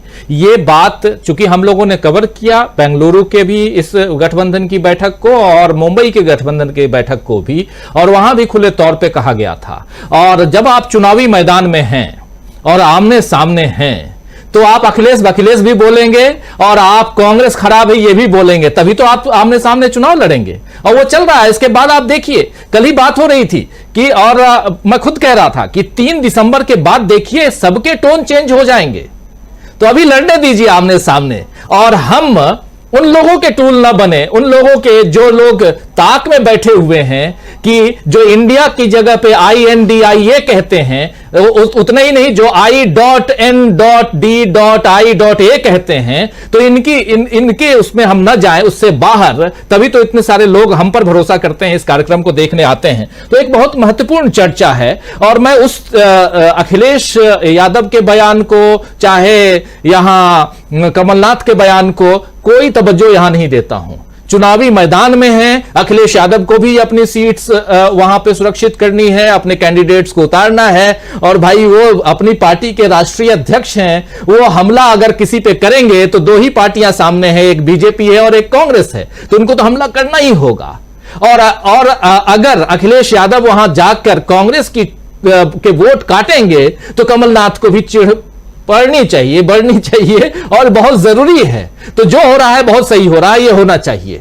लेकिन हम इतना जरूर जानते हैं कि इंडिया गठबंधन बहुत मजबूती के साथ आगे बढ़ रहा है, और 2024 में उसकी बानगी हम लोग देखेंगे। तो खैर, लेकिन चर्चा को आगे बढ़ाते हैं, और आना चाहता हूं जरा संजय जी आपके पास, और संजय जी आपसे भी समझूं कि जो कुछ राजनीति में चल रहा है, और उसमें एक बहुत महत्वपूर्ण बात यह है कि कांग्रेस जो है वो 3 नहीं बल्कि 5 राज्यों में दिखाई दे रही है, और बीजेपी 3 राज्यों तक सिमट के आ गई है। तेलंगाना में बीजेपी दिखाई नहीं दे रही है, और न ही मिजोरम में दिखाई दे रही है। अभी बहुत शानदार एक लिस्ट के बारे में जो मिजोरम की लिस्ट आई है स्टार प्रचारकों की, उस स्टार प्रचारकों में नंबर 1 पे मोदी जी हैं, और कह रहे थे भी प्रशांत टंडन जी कि क्या मोदी जी मिजोरम जाएंगे। ये बहुत बड़ा सवाल है और वाजिब सवाल है कि क्या मोदी जी मिजोरम जाएंगे। और अगर मोदी जी मिजोरम जाते हैं, हम तो चाहते हैं कि मोदी जी मिजोरम जाएं ताकि मणिपुर की चर्चा भी हो, 60,000 कुकीज जो वहां हैं शरणार्थी, उसकी चर्चा हो, और तेलंगाना भी जाए मोदी जी। लेकिन क्या मोदी जी या उनकी पार्टी 3 राज्यों में सिमट के रह गई है, यह माना जाए? ये 3 राज्य छत्तीसगढ़, मध्य प्रदेश और राजस्थान हैं। चुनाव की घोषणा से पहले तो कई बार मोदी जी गए, लेकिन चुनाव की घोषणा के बाद क्यों नहीं जा रहे हैं? यह सवाल भी उठता है, वाजिब सवाल। जरा संजय जी। मोदी जी की पार्टी 3 राज्य में सिमट कर नहीं रह गई है, वो सिर्फ अडानी में सिमट कर रह गई है। और अडानी से निपटने के लिए महुआ मोइत्रा को जिस तरह से लपेटा या फंसाया गया है, या जो सब किया जा रहा है, उससे यही लगता है। मैं अभी उसकी बात नहीं करूंगा, मैं इसकी बात करूंगा कि बीजेपी की स्थिति क्या है। बीजेपी की स्थिति यह है कि नरेंद्र मोदी ने जिस ढंग से प्रचार किया कि हम ये कर देंगे, वो कर देंगे, हम ऐसे हैं, हम वैसे हैं। मैं 2013-14 की बात कर रहा हूँ, और 14 के बाद जब वो सरकार में आए तो उन्होंने जो सब किया था और जितनी आलोचना कांग्रेस की थी, इंक्लूडिंग राहुल गांधी की, और सिर्फ राहुल गांधी की नहीं की थी, कांग्रेस, पूरी कांग्रेस पार्टी की थी, वो सब के कारण बीजेपी से और नरेंद्र मोदी से अपेक्षाएं काफी ज्यादा थी और वो अपेक्षाएं बुरी तरह खंडित हुई हैं। इसका असर हर आदमी पे होगा जो पॉलिटिकली एक्टिव और कॉन्शियस नहीं था। वो भी देख रहा है कि एक आदमी नहीं, एक पार्टी, एक परिवार किस हद तक झूठ बोल सकता है, किस हद तक घटिया राजनीति कर सकता है, किस हद तक अक्षम हो सकता है। जिसने दावा किया कि वंशवाद का विरोध करना चाहिए और वंशवाद का विरोध किया, उसके पास अपना क्या है? ठीक है, वंशवाद का विरोध आपने किया तो किया, लेकिन आपके पास जो है वो ज्यादातर वंशवादी हैं और जो नहीं है वो नहीं है, वो दिखाई दे रहा है। तो आपके पास एमएलए का चुनाव लड़ाने के लिए जो कि कैंडिडेट नहीं है, आपको उनको लड़ाना पड़ रहा है जो सेंट्रल में मिनिस्टर। ये स्थिति आपने बनाई है, हम लोगों ने नहीं बनाई, और इसको या तो छिपा के रखा था और या आप ऐसे ही थे, झूठ बोल रहे थे। दोनों स्थिति गलत है। जैसे मध्य प्रदेश की अगर बात करूं तो मध्य प्रदेश में पिछला चुनाव तो बीजेपी थी और उसके बाद इन लोगों ने विधायक खरीद राज्यसभा की सीट देकर सरकार बनाई थी। और अगर ये जनता को बुरा लगा या जो जनता ने जनादेश दिया उसका पालन नहीं हुआ या उसकी उपेक्षा की गई, तो जनता को क्यों नहीं नाराज होना चाहिए? और जनता अगर नाराज है तो वो क्या कर सकती है? जनता अगर नाराज है तो उसके पास तो अभी ही मौका है कि वो इतना वोट दे, कांग्रेस को इतने वोट दे कि ये अब विधायक खरीदकर सरकार गिराने बदलने की सोच भी नहीं सके। और ये चूंकि सिर्फ मध्य प्रदेश में नहीं हुआ था, महाराष्ट्र का एग्जाम्पल सामने है, जहां विधानसभा अध्यक्ष सदस्यों के मामले में फैसला नहीं कर पा रहे हैं, सुप्रीम कोर्ट के कहने, जोर देने, दबाव डालने के बावजूद। तो इससे लग रहा है कि बीजेपी काम कैसे कर रही है, उसकी सरकार कैसे चल रही है। तो अगर इस ढंग से सरकार चलाना है तो कांग्रेस कहां बुरी थी और कैसे बुरी थी? कांग्रेस की जितनी बुराइयां इन्होंने गिनाई थी उनमें से ज्यादातर को राहुल गांधी और कांग्रेस ने या तो दूर कर दिया या वो अब बुराई लगती ही नहीं है। उसके मुकाबले वो सारी बुराइयां बीजेपी में ज्यादा हैं, ज्यादा जोर से दिख रही हैं, ज्यादा स्पष्ट रूप से दिख रही हैं। तो ऐसे में बीजेपी और कांग्रेस का कोई मुकाबला ही नहीं।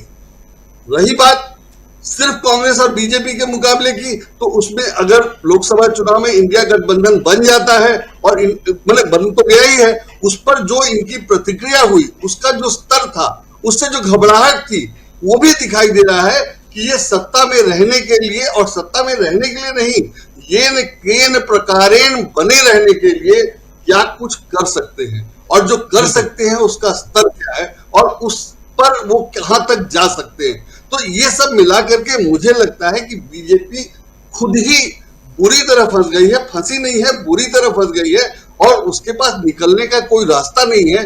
और इसलिए अब मोदी जी कह रहे हैं कि कांग्रेस ये बुरी थी, इमरजेंसी लगाई थी तो उसने ये किया था, वो किया था। ये नहीं कह करके कि हमने 10 साल क्या किया, हमने 10 साल तो कुछ किया ही नहीं, और ये बता करके कि कांग्रेस बुरी है या राहुल गांधी वंशवाद से आते हैं, मैं चाय बेचकर आता हूं तो मैं चाय बेचकर आता हूं, ये अच्छे हो सकते हैं, ये तो 10 साल पहले की बात थी। तो चाय बेचकर आप प्रधानमंत्री बन जाएंगे तो क्या देंगे, ये तो देश ने देख लिया। तो अब ये कहने से कौन बेवकूफ बनने वाला है कि वंशवादी बुरा होता है और चाय बेचने वाला अच्छा होता है। दूसरी ओर राहुल गांधी आम आदमी से जिस ढंग से मिल रहे हैं उससे क्लियर है कि राहुल गांधी वंशवादी होने के बावजूद आम आदमी के साथ जुड़े हुए हैं, आम आदमी के पास जा सकते हैं, मैकेनिक से लेकर के डोसा बनाने वाले तक सबके साथ जा सकते हैं, वगैरह वगैरह। राजीव जी। जी बिल्कुल बिल्कुल, राहुल गांधी आम लोगों के बीच पहुंच रहे हैं, राहुल गांधी पैदल चल रहे हैं, राहुल गांधी पैदल चलते हुए अलग अलग जगहों पे रुकते हैं, कहीं डोसा बनाते हैं, कहीं चाय पीते हैं, कहीं बच्चे को चॉकलेट खिलाते हैं। ये तमाम चीजें हम लोग देख रहे हैं विजुअल्स, और ये विजुअल्स जो हैं वो तेलंगाना के हैं। लेकिन इन तेलंगाना 3 दिन रहने के बाद आज राहुल गांधी वहां से वापस आ रहे हैं, और उससे पहले 2 दिन मिजोरम में थे, वहां भी हमने देखा कि पूर्व मुख्यमंत्री कांग्रेस से ललथन हावला की स्कूटर पर बैठकर राहुल गांधी जो हैं वो मिजोरम में आइजोल में घूमते हुए नजर आए। उनके घर उनकी स्कूटर पर बैठकर गए थे राहुल गांधी, तो वहां भी पैदल चलते हुए, वहां एक बच्ची मिलती है, उसके आंखों में आंसू है, वो बिल्कुल थोड़ा सा परेशान भी दिखती है, लेकिन राहुल गांधी उसके साथ सेल्फी लेते हैं। ये सारी तस्वीरें आप लोगों ने देखी हैं हमारे इसी प्रोग्राम के जरिए। आना चाहता हूं, लेकिन दूसरी तरफ एक बहुत बड़ा सवाल यहां पैदा होता है कि 5 राज्यों के चुनाव से मोदी जी क्यों खुद को बाहर रखे हुए हैं। चुनाव की घोषणा के बाद से मोदी जी जो हैं अभी तक, या मोदी जी आखिर में पहुंचने वाले हैं चौका छक्का मारने के लिए, क्या कुछ है। और ये 3 राज्यों में अब हम छत्तीसगढ़ में भी देखते हैं। जरा आना चाहता हूं डॉक्टर दीपक पाचपोर जी, छत्तीसगढ़ में भी जितने भी छोटे बड़े नामांकन हो रहे हैं उसमें अमित शाह और कई केंद्रीय मंत्री वहां पहुंच रहे हैं। और क्या कुछ छत्तीसगढ़ के हालात हैं, क्या ये 3 राज्यों तक सिमटती हुई बीजेपी दिखाई दे रही है, क्या कुछ आपको लगता है? क्योंकि आप जहां बैठे हुए हैं चारों तरफ सराउंडिंग में सब जगह चुनाव हैं, चाहे वो मध्य प्रदेश हो, राजस्थान हो, तेलंगाना हो। राजू जी देखिए, अगर हम 5 राज्यों से शुरू करें, हर राज्य में कुछ न कुछ ऐसे इश्यूज हैं जो बिल्कुल बहुत ही मुखर होकर हमको दिख रहे हैं।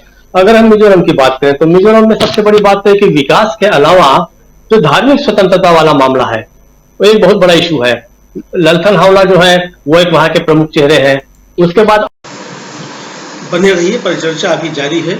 वीडियो को लाइक और शेयर कर दीजिए और चैनल को सब्सक्राइब कर लीजिए। आइए आगे सुनते हैं इस परिचर्चा। आप आ जाइए तेलंगाना में रेवंत रेड्डी है, और उसके बाद जो अभी जो गारंटीज की बात है, मध्य प्रदेश के अपने इश्यूज हैं, छत्तीसगढ़ के अपने हैं, और ये जो बचा हुआ राजस्थान है। और वहां पे कोई न कोई ऐसा एक चेहरा जरूर है, चाहे भारतीय जनता पार्टी का हो चाहे कांग्रेस का हो। कांग्रेस की इसमें कांग्रेस के मुद्दे भी उभर कर आ रहे हैं और उनके चेहरे भी उभर कर आ रहे हैं।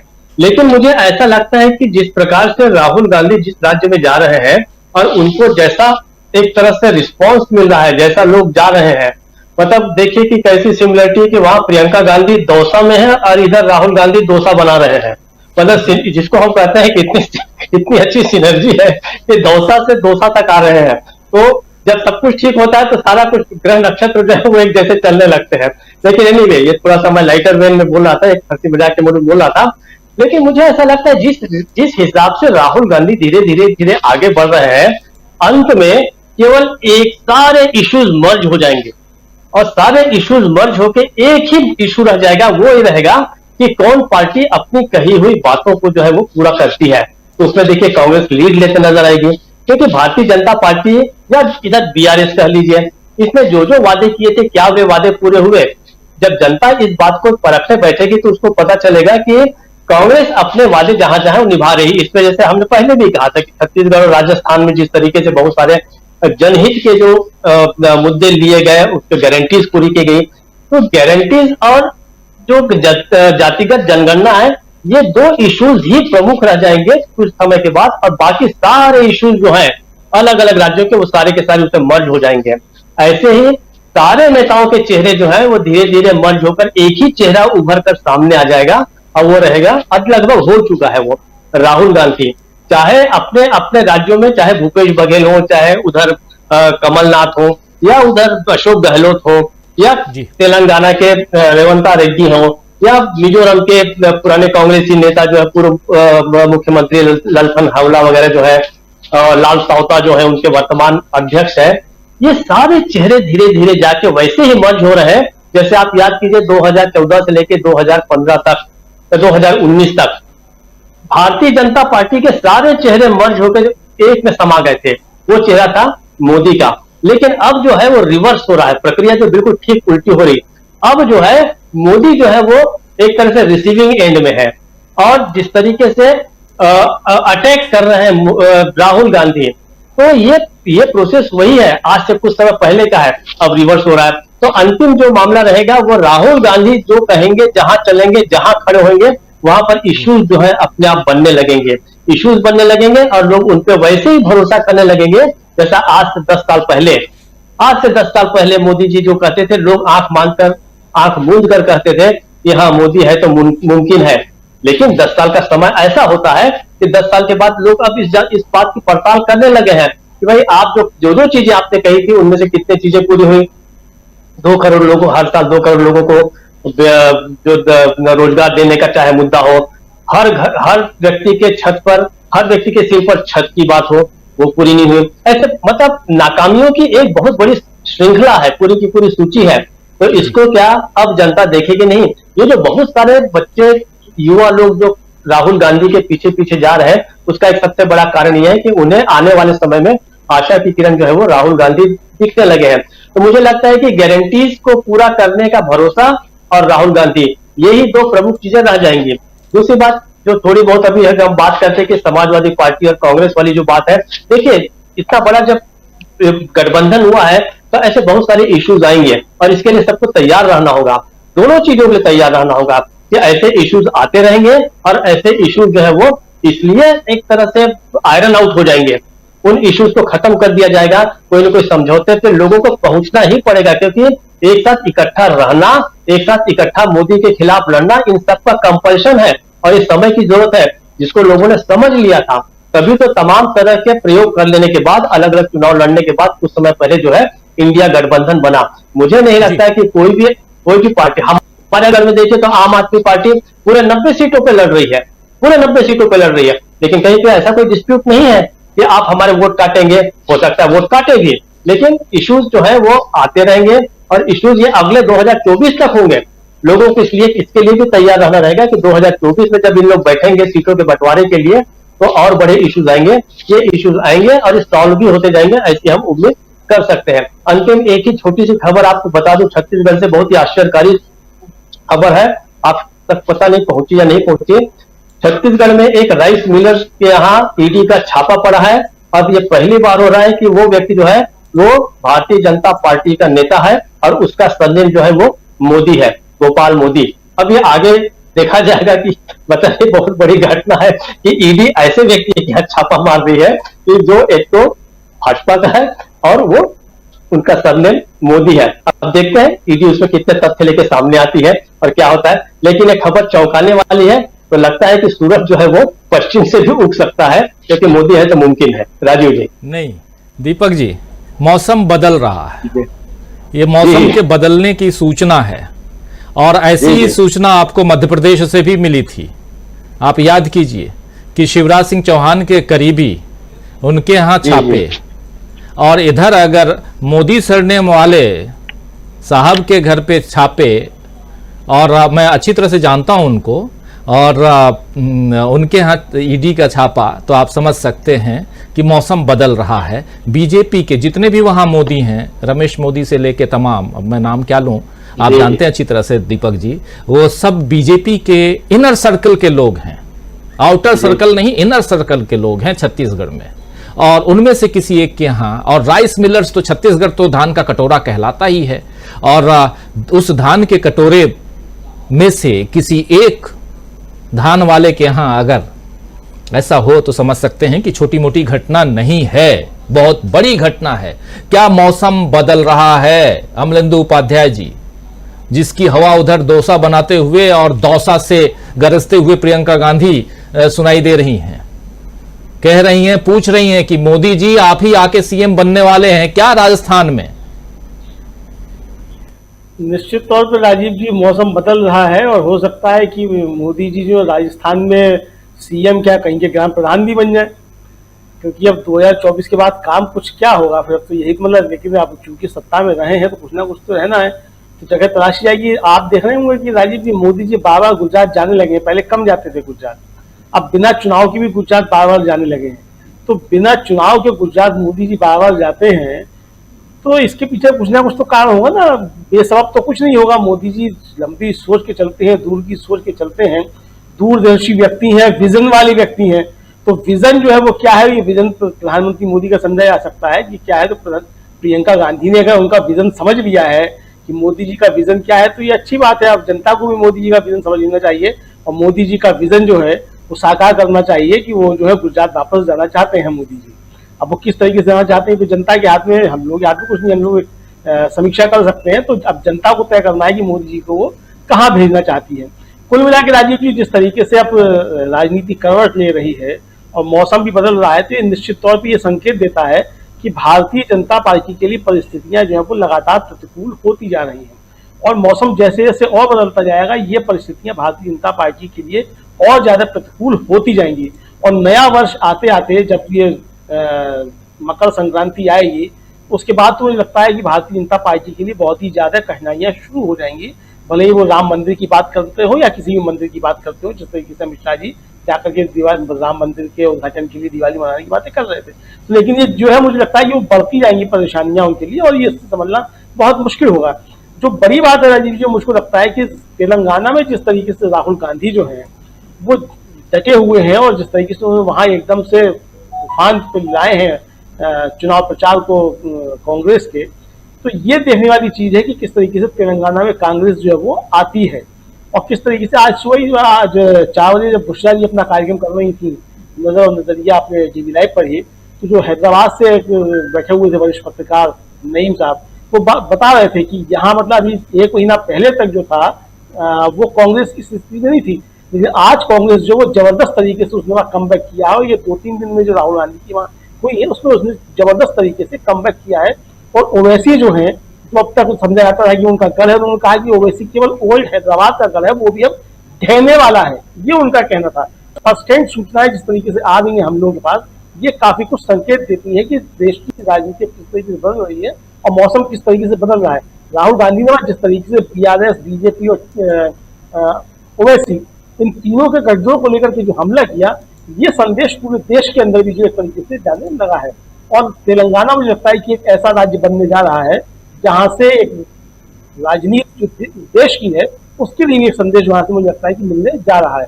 तो ये अब देखना होगा आगे किस तरीके की चीजें बढ़ती है, खासतौर से अब जो मध्य प्रदेश, राजस्थान और छत्तीसगढ़ यहाँ से जिस तरीके से कांग्रेस की सूचनाएं आ रही है, मुझे लगता है कि भारतीय जनता पार्टी की परेशानियां पड़ रही है और शायद अब देखिए जेपी नड्डा साहब को उतरना पड़ा वहाँ राजस्थान में जाकर के मान मनोबल करने के लिए अपने लोगों की। अब वो हुई या नहीं हुई वो उनका एक मसला है, लेकिन सुनाई जा रहा है कि लोग सुन नहीं रहे हैं वहां भी।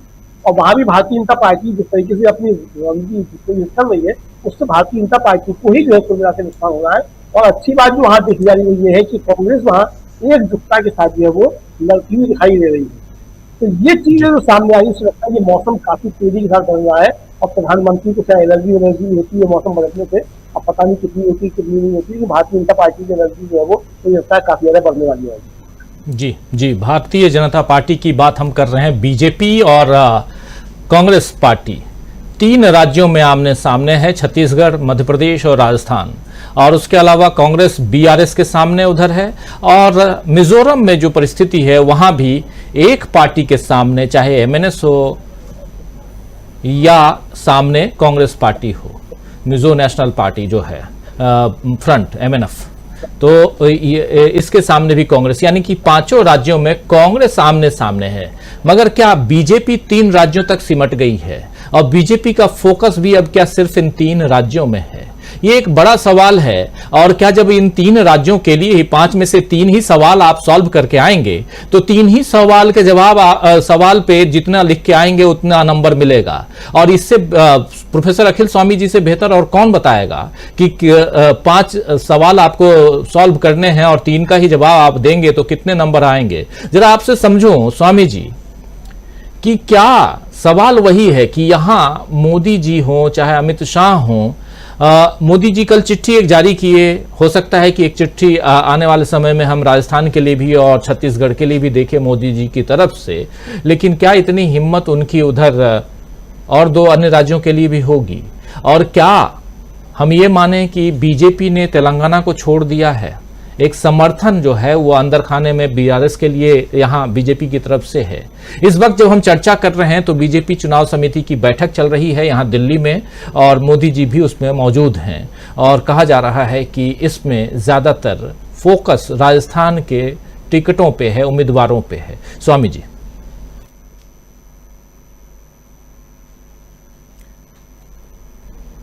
अनम्यूट कर लीजिए स्वामी जी, अनम्यूट कर लीजिए।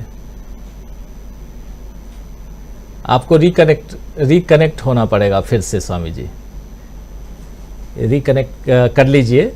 और तब तक मीनू जी आपके पास आता हूं। मीनू जी,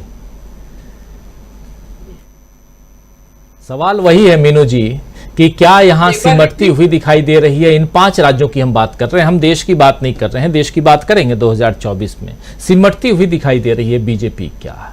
और क्या यहां कांग्रेस पार्टी और खासकर राहुल गांधी की इस स्ट्रेटेजी को भी जरा समझने की जरूरत है कि जो अभी कर रहे हैं। देखिए 30 नवंबर को चुनाव है तेलंगाना में, अभी आज शाम को लौट आएंगे राहुल गांधी, उसके बाद सब भूल जाएंगे, फिर क्या होगा?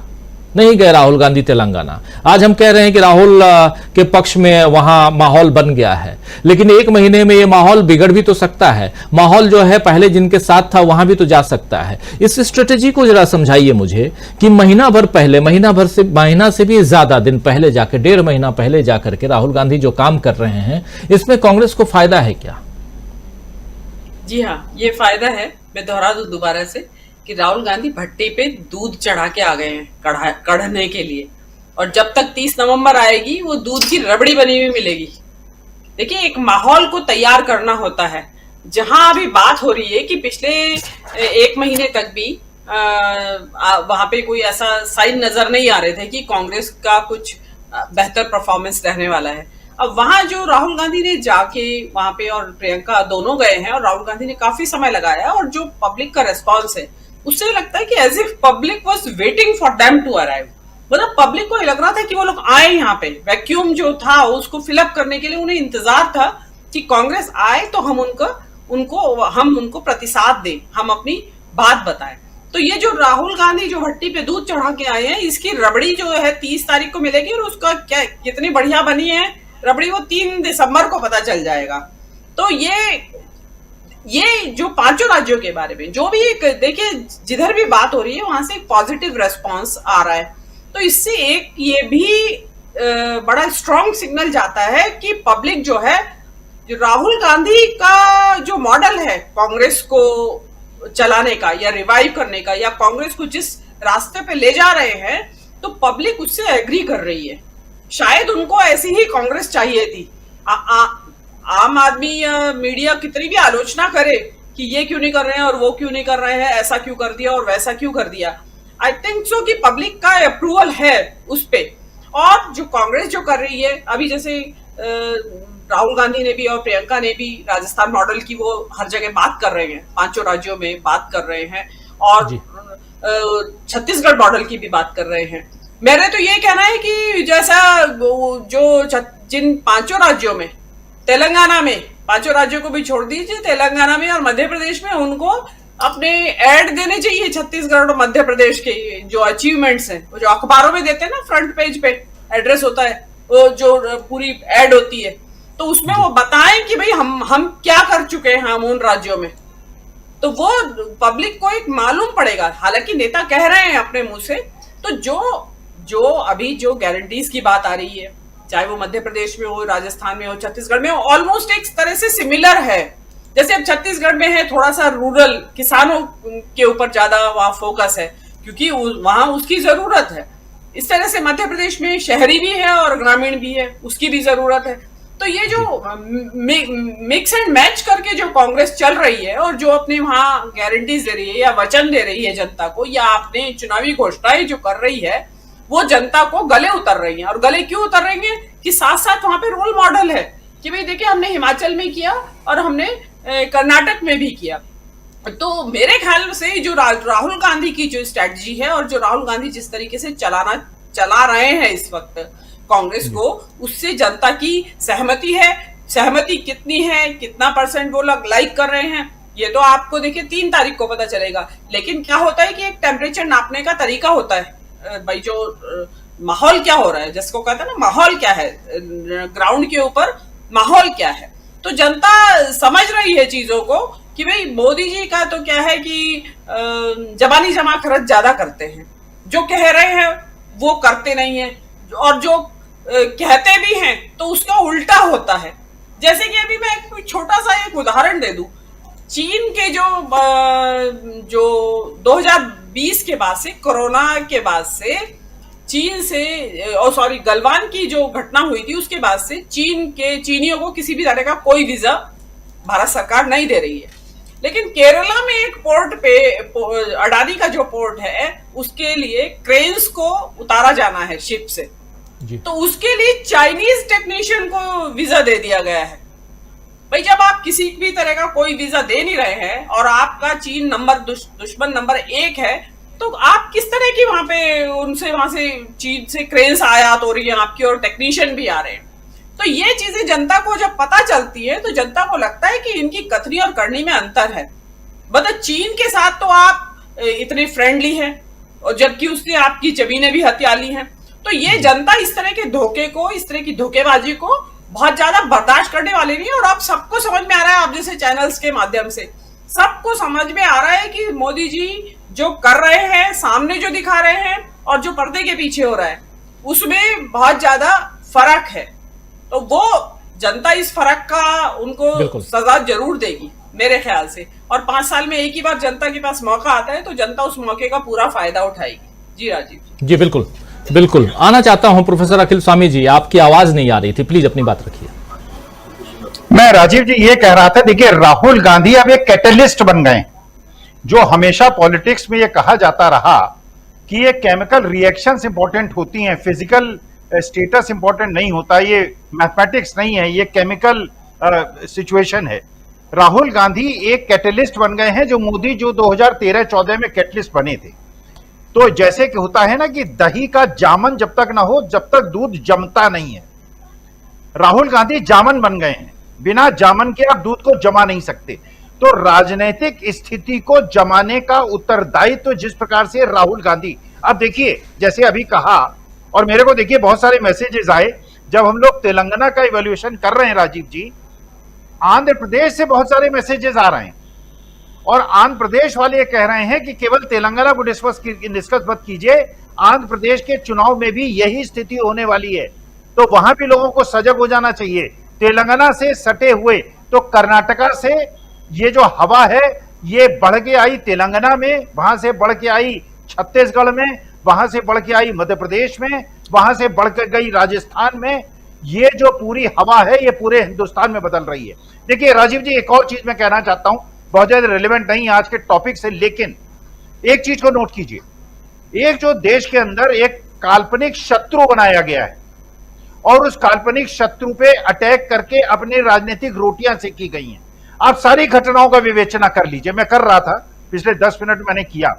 लखीमपुर खीरी में जिसने कुचला वो कौन था और जिसको कुचला गया वो कौन था? उन्नाव के अंदर जिसने दुष्कर्म किया वो कौन था और जिस पे दुष्कर्म हुआ वो कौन था? बिजनौर के अंदर जिसने दुष्कर्म किया वो कौन था और जिस पे हुआ वो कौन था?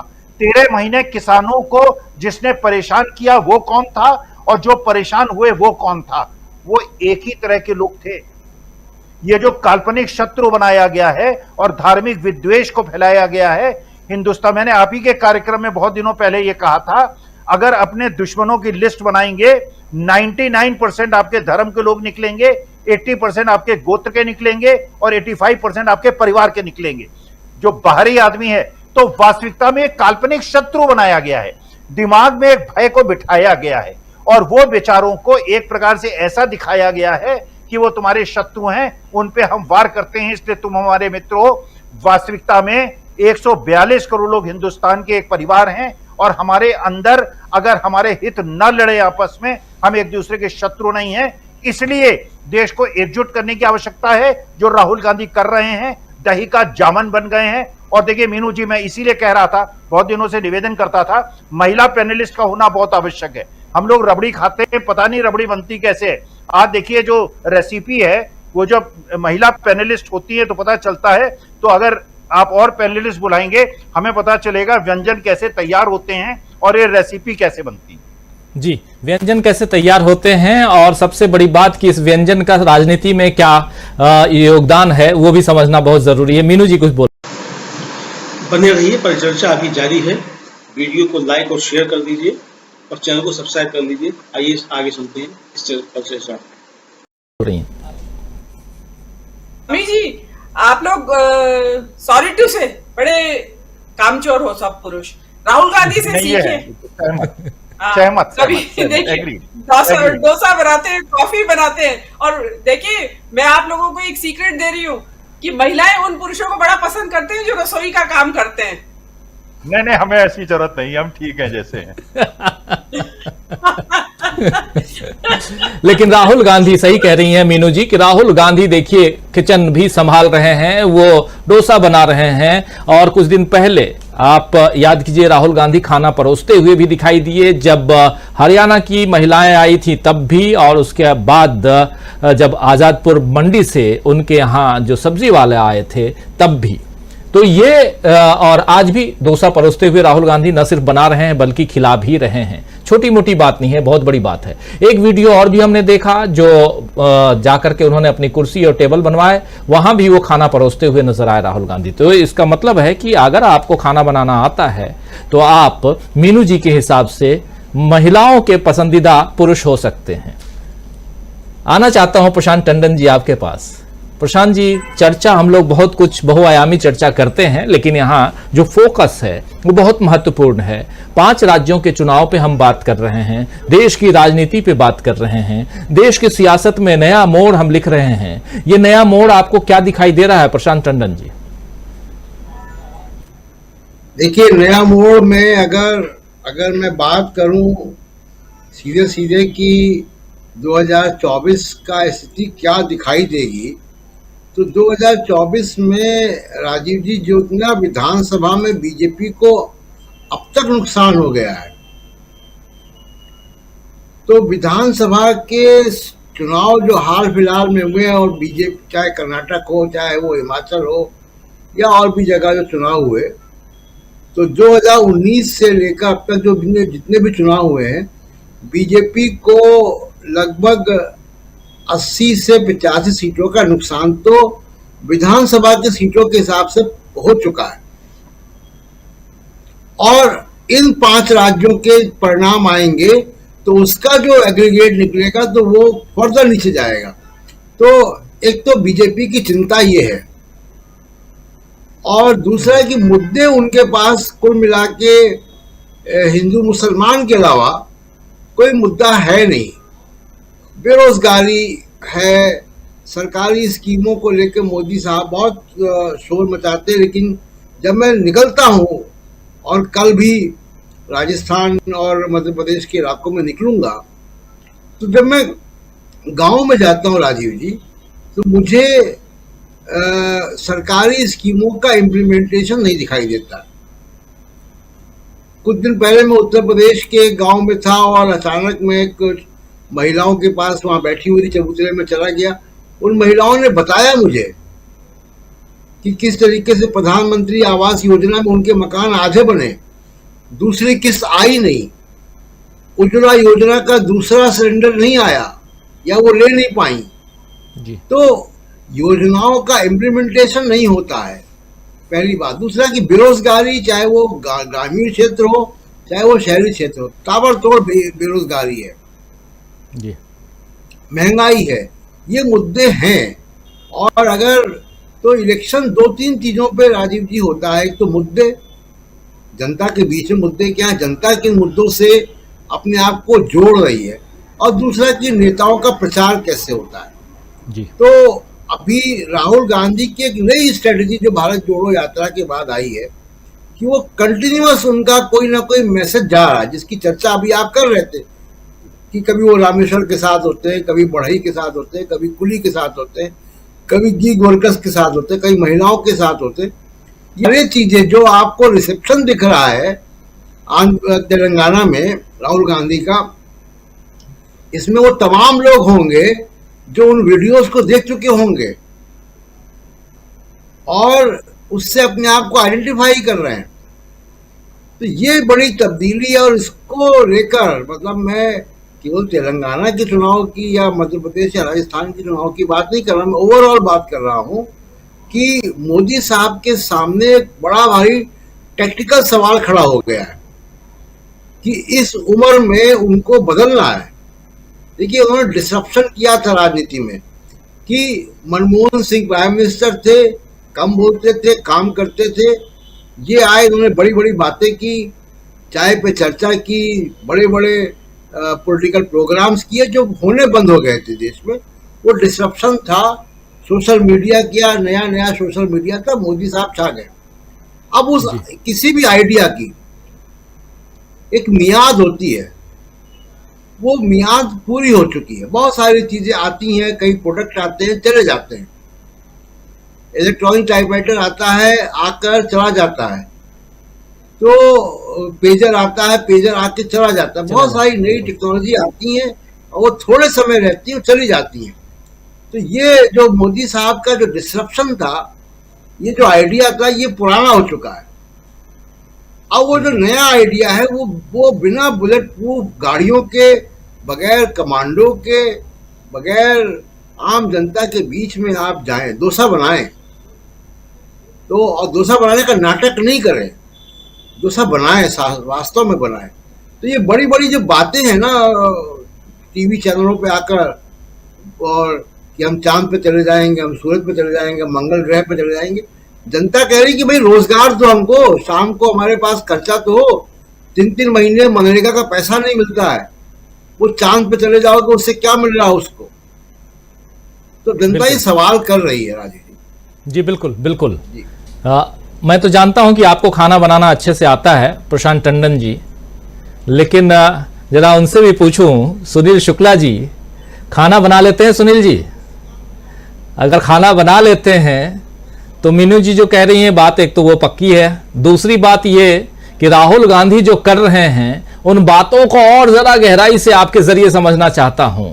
डोसा बनाना हो, चाहे लालू प्रसाद यादव जी के पास भी गए थे और वहां भी उन्होंने नॉनवेज बनाया था, लेकिन सबसे बड़ी चीज की वहां भी उन्होंने बनाना सीखा था, आप याद कीजिए। ऐसे और भी बहुत सारी, और खाना परोसना, देखिए खाना बनाना और खाना खिलाना, इन दोनों में भी बहुत बड़ा अंतर है, और सबसे बड़ी चीज है कि खिलाना भी एक कला है। तो सुनील जी इस कला में आप कितने पारंगत हैं, जरा आपसे समझना चाहता हूं, और उसके जरिए उस राजनीति को समझना चाहता हूं, जो राजनीति जिसके बारे में यहां प्रशांत टंडन जी कह रहे थे, क्योंकि प्रशांत जी बहुत अच्छा खाना बनाते हैं। मैं 4 महीने की पढ़ाई करने इंग्लैंड गया था जी, एक दिन भी होटल में नहीं खाया हूं, कोई बुला के वहां खिलाता नहीं था। तो ये प्रमाण है मेरे पास कि मैं खाना बना लेता हूं, अपना भात का बनाया है, खाना खाया हूं। मैं पारंगत नहीं, दावा तो नहीं करता, लेकिन यह है कि काम मेरा चल गया। तो यह बात सही है, मीनू जी की बात से मैं सहमत हूं कि जो खाना बनाना जानता है वो उसकी कद्र है।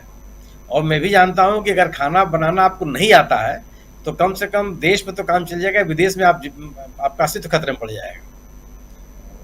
राहुल गांधी ने जो तमाम तरीके अपनाए और इस माध्यम से इन तरीकों से लोगों से जुड़ने की कोशिश की, यह देश की रियासत बदलने का तरीका है। राहुल गांधी ने देश के सामने मौजूद मुद्दों को लेकर के लोगों के बीच में गए, यह और आर्टिफिशियल नैरेटिव बनाने की कोशिश नहीं की, यह बदलती हुई राजनीति है। सत्तारूढ़ दल को उन मुद्दों पे खड़ा करना और उसको अकाउंटेबल बनाना, इस तरह की जो उन्होंने राजनीति अपनाई, यह देश की बदलती हुई राजनीति है। उन मुद्दों के साथ जो जनता के द्वारा खड़े किए गए हैं, जनता के साथ खड़े होकर के और सरकार से सवाल पूछना, यह बदलती हुई राजनीति है, जिसके लिए सरकार तैयार नहीं थी। 2014 से सत्ता में आने के बाद इस सरकार ने अन्य कामों के अलावा सबसे पहला काम इसने ये किया कि विपक्षी दलों को अविश्वसनीय बनाने की कोशिश की, विपक्षी दलों में तोड़ फोड़ मचाई, उनको सांगठनिक रूप से कमजोर करने का प्रयास किया और एक ऐसा माहौल बनाने की कोशिश की कि एक अपराजेय भारतीय जनता पार्टी है और उसके सामने किसी की कोई राजनीतिक ताकत नहीं। राहुल गांधी ने मुद्दों के साथ लोगों के बीच में जाकर के इस पूरे के पूरे नैरेटिव को ध्वस्त कर दिया और लोगों ने भी उसी तरह से इनको समर्थन दिया जिस समर्थन की अपेक्षा कोई विपक्षी दल कर सकता है। जितने भी घटनाएं हुई हैं, जितने भी अवसर हम लोगों ने देखे हैं, वह मात्र घटनाएं नहीं है। मेरा यह मानना है कि लोगों के बीच में पनप रहा एक राजनीतिक संदेश है। अगर कोई मणिपुर की महिलाएं राहुल गांधी से उम्मीद करती हैं कि यहाँ का तनाव खत्म होगा, यहाँ के झगड़े मिटेंगे और लोगों में जो आपसी दूरियां बढ़ गई हैं, उसमें इस विपक्ष के इस नेता की भूमिका हो सकती है, तो यह बताता है कि राहुल गांधी ने विपक्ष के नेताओं की या विपक्षी दलों की विश्वसनीयता किस तरह कदर बनाई है, और जिस तरीके से विपक्षी दलों की विश्वसनीयता को और उसके संगठन को कमजोर करने की कोशिश की जा रही थी, उसको किस तरह से रिवाइव कर लिया। सरकार से लड़ना आसान काम नहीं होता, और आप इंडिविजुअल भले लड़ लें, लेकिन एक राजनीतिक लड़ाई बिना जन समर्थन के आप नहीं लड़ सकते, और जन समर्थन आपको तब तक हासिल नहीं हो सकता जब तक लोगों को यह विश्वास न हो कि वाकई आप उनके साथ अपनी संवेदनाएं जोड़ रहे हैं। राहुल गांधी ने इसकी बदलती हुई सियासत का, देश की बदलती हुई सियासत का सबसे बड़ा उदाहरण प्रस्तुत किया। आज इस सरकार से अगर कोई नेता, व्यक्तिगत अकेला कोई नेता लड़ता हुआ दिख रहा है तो वो केवल राहुल गांधी है, और यह लड़ाई लगातार 2014 से चल रही है। उन्होंने अपनी इस लड़ाई को, अपने मुद्दों को न तो संशोधित किया, न शिथिल किया, न अपने हमलों को हल्का बनाया, और यही एक वजह रही है कि राहुल गांधी ने विश्वसनीयता को दोबारा हासिल की।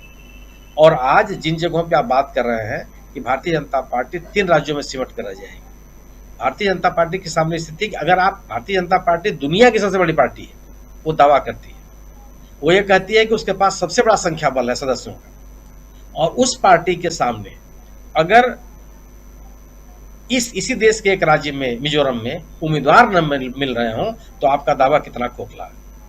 और ये केवल मिजोरम में नहीं हो रहा, अभी जो करगिल और लेह में हिल डेवलपमेंट काउंसिल के जो चुनाव हुए थे, उसमें भी 8 क्षेत्रों में इनको उम्मीदवार नहीं मिले थे।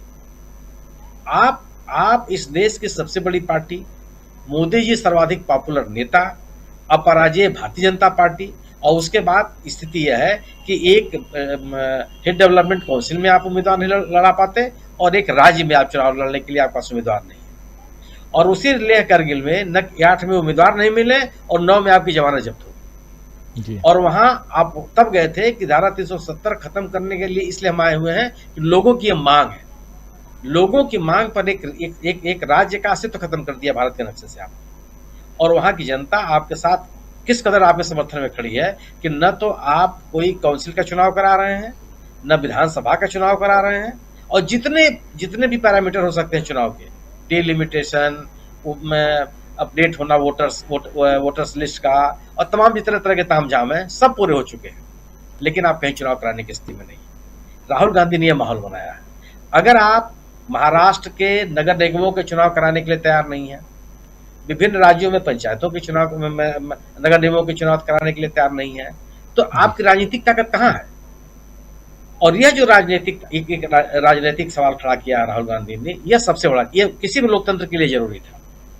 ये तमाम हमारे जैसे नागरिक इस देश के लोग हैं जो सोचते थे कि आखिर सरकार को चुनौती कैसे दी जा सकती, इस सरकार के खिलाफ कौन लोग खड़े होंगे, क्योंकि किसी भी राज्य में वह आक्रामकता नहीं दिखाई पड़ रही थी जिस आक्रामकता की अपेक्षा हम विपक्ष से करते हैं। लोगों के साथ जुड़े हुए मुद्दों के साथ विपक्ष को खड़ा हुआ पाते हैं, खड़ा होने की उम्मीद करते हैं। किसी का घर गिरा दिया जाए, किसी को कोई पकड़ के लेकर चला जाए, कोई किसी के खिलाफ फर्जी मुकदमे दाखिल हो जाए, और कोई प्रतिकार नहीं। उसके साथ, उस मुद्दे पर अब अल्पसंख्यकों के साथ बोलना गोया कि लग रहा था कि बहुसंख्यकों के साथ की नाराजगी मोल लेना। यह सामान्य बात नहीं थी कि पूरे देश में एक ऐसा माहौल बना हुआ हो कि अगर आप अल्पसंख्यकों के मुद्दे पे बोलेंगे तो बहुसंख्यक आपसे नाराज हो जाएगा, और इस नाराजगी को मोल लेने के लिए अगर कोई नेता तैयार हो तो यह सामान्य बात नहीं होती। राहुल गांधी ने इस कदर इस देश की सियासत को बदला है और एक नए मोड़ पर ले जाके खड़ा कर लिया, और ये एक ऐसे मोड़ पर खड़ा कर दिया जहां सत्तारूढ़ दल के सामने कोई इसका जवाब नहीं है। क्यों कि सत्तारूढ़ दल गवर्नेंस के नाम पे बात करने के लिए तैयार नहीं था। उसके पास एक बहुत ही सेट फार्मूला था कि हम एक ध्रुवीकरण करेंगे, लोग हमारे प्रति आकर्षित होंगे और हम आसानी से चुनाव जीत जाएंगे। 2 चुनावों में ये दिखाई ही पड़ा। लेकिन जब से इस कांग्रेस ने और राहुल गांधी ने राजनीति बदलनी शुरू की, लोगों ने सवाल पूछने शुरू कर दिए। कर्नाटक का चुनाव मुद्दों के आधार पर लड़ा गया, कोई आर्टिफिशियल एटमॉस्फेयर नहीं खड़ा कर पाया, कोई नैरेटिव नहीं खड़ा कर पाया। परिणाम क्या हुआ कि सत्तारूढ़ दल के पास कोई जवाब नहीं था। हिमाचल का चुनाव मुद्दों पर लड़ा गया, वहाँ के लोग ओपीएस मांग रहे थे, वहाँ के किसान अपनी सुविधाएं मांग रहे थे, वहाँ के लोग जो किसानों को बेरोजगारी का सवाल था उस सवाल पे लोग खड़े थे। इन मुद्दों का जवाब उस सत्तारूढ़ दल के पास नहीं था। और जब कांग्रेस ने और कांग्रेस के नेताओं ने मुद्दों की राजनीति की, सत्तारूढ़ दल बैकफुट पे चला गया। और यही कारण है कि आज राजस्थान हो, मध्य प्रदेश हो, चाहे छत्तीसगढ़ हो, इन तीनों बड़े राज्यों में बीजेपी के सामने कोई जवाब नहीं मिल रहा है इनको। और छत्तीसगढ़ में जो स्थिति है, चाहे राजस्थान में, ये कोई नैरेटिव पे भारतीय कांग्रेस चुनाव नहीं लड़ रही है, वो अपने नीतियों पर लड़ रही है। भूपेश बघेल बता रहे हैं कि हमने किसानों के लिए क्या किया, हमने गांव के लोगों के लिए क्या किया, हमने लोगों को, आदिवासियों को एक बेहतर जिंदगी मिल सके उसके लिए हमने क्या किया, और किस तरीके से सामाजिक सुरक्षा के कार्यक्रम लागू करके हमने लोगों को राहत पहुंचाई है। तो जब आप मुद्दों पर राजनीति करना शुरू कर दें, यह बदलती हुई सियासत है। और इस बदली हुई सियासत के लिए इस देश में जो भूमिका अदा की है राहुल गांधी ने, यह बहुत बड़ी भूमिका है। और उसी भूमिका के कारण आज उनके साथ लोग खड़े हुए हैं और ये जनसमूह, जनसलाब उनके पीछे दिखाई पड़ रहा है। और भारतीय जनता पार्टी के पास इसका कोई काट नहीं दिख रहा है। जी, बहुत बड़ी बात है कि एक जनसमूह, एक जनसैलाब राहुल गांधी के पीछे दिखाई दे रहा है। और भारतीय जनता पार्टी क्या करे इसके आगे और कैसे इस चुनाव में लीड ले, ये एक बड़ा प्रश्न चिन्ह है जो भाजपा के लिए, और बहुत परेशान कर रहा होगा ये सवाल भाजपा के तमाम नेताओं के लिए भी, आगे पीछे जैसे भी आगे बढ़ेंगे। लेकिन क्लोजिंग कमेंट के लिए आना चाहता हूं संजय कुमार सिंह साहब आपके पास, समझूं आपसे भी कि यहां से देश की सियासत को किस दिशा में जाते हुए, और 5 राज्यों के चुनाव तो लगभग अब सामने हैं और उसमें क्या कुछ होने जा रहा है, कमो बेश वो रिजल्ट भी हम समझ रहे हैं, देख रहे हैं। यहां से आगे क्या कुछ आप देख रहे हैं? जैसा मैंने कहा था कि कांग्रेस जो है मैराथन दौड़ने वाली पार्टी है, तो अब उसका समय आ रहा है। और काफी समय से, मतलब अगर मान लिया जाए कि 10 साल से वो दौड़ रही है, तो उसको उसका फायदा मिलने वाला है, मिलने जा रहा है। इसको ऐसे भी देखा जा सकता है कि जब पिछले चुनाव के समय, जब माधवराव सिंधिया ज्योतिरादित्य सिंधिया जब कांग्रेस बीजेपी में चले गए, तभी पायलट भी जाने वाले थे, लग रहा था कि वो भी चले जाएंगे, और वो सब जो स्थितियां थी उसमें राहुल गांधी के रोल की बड़ी निंदा हुई। और कई लोगों ने कहा कि राहुल गांधी नहीं कर रहे हैं, संभाल नहीं पा रहे हैं, बोल नहीं रहे हैं, उनको ये करना चाहिए, वो करना चाहिए, वगैरह वगैरह। लेकिन मुझे लग रहा था कि राहुल गांधी ने बिल्कुल छोड़ दिया था, और तब भी मुझे लग रहा था कि राहुल गांधी ठीक कर रहे हैं, और ऐसे लोगों के हाथ जोड़ करके उनको अपने साथ नहीं रखा जा सकता है। अगर कोई नहीं रहना चाहता है तो उसको छोड़ ही दिया जाना चाहिए। तो मेरी वो राय थी, खैर।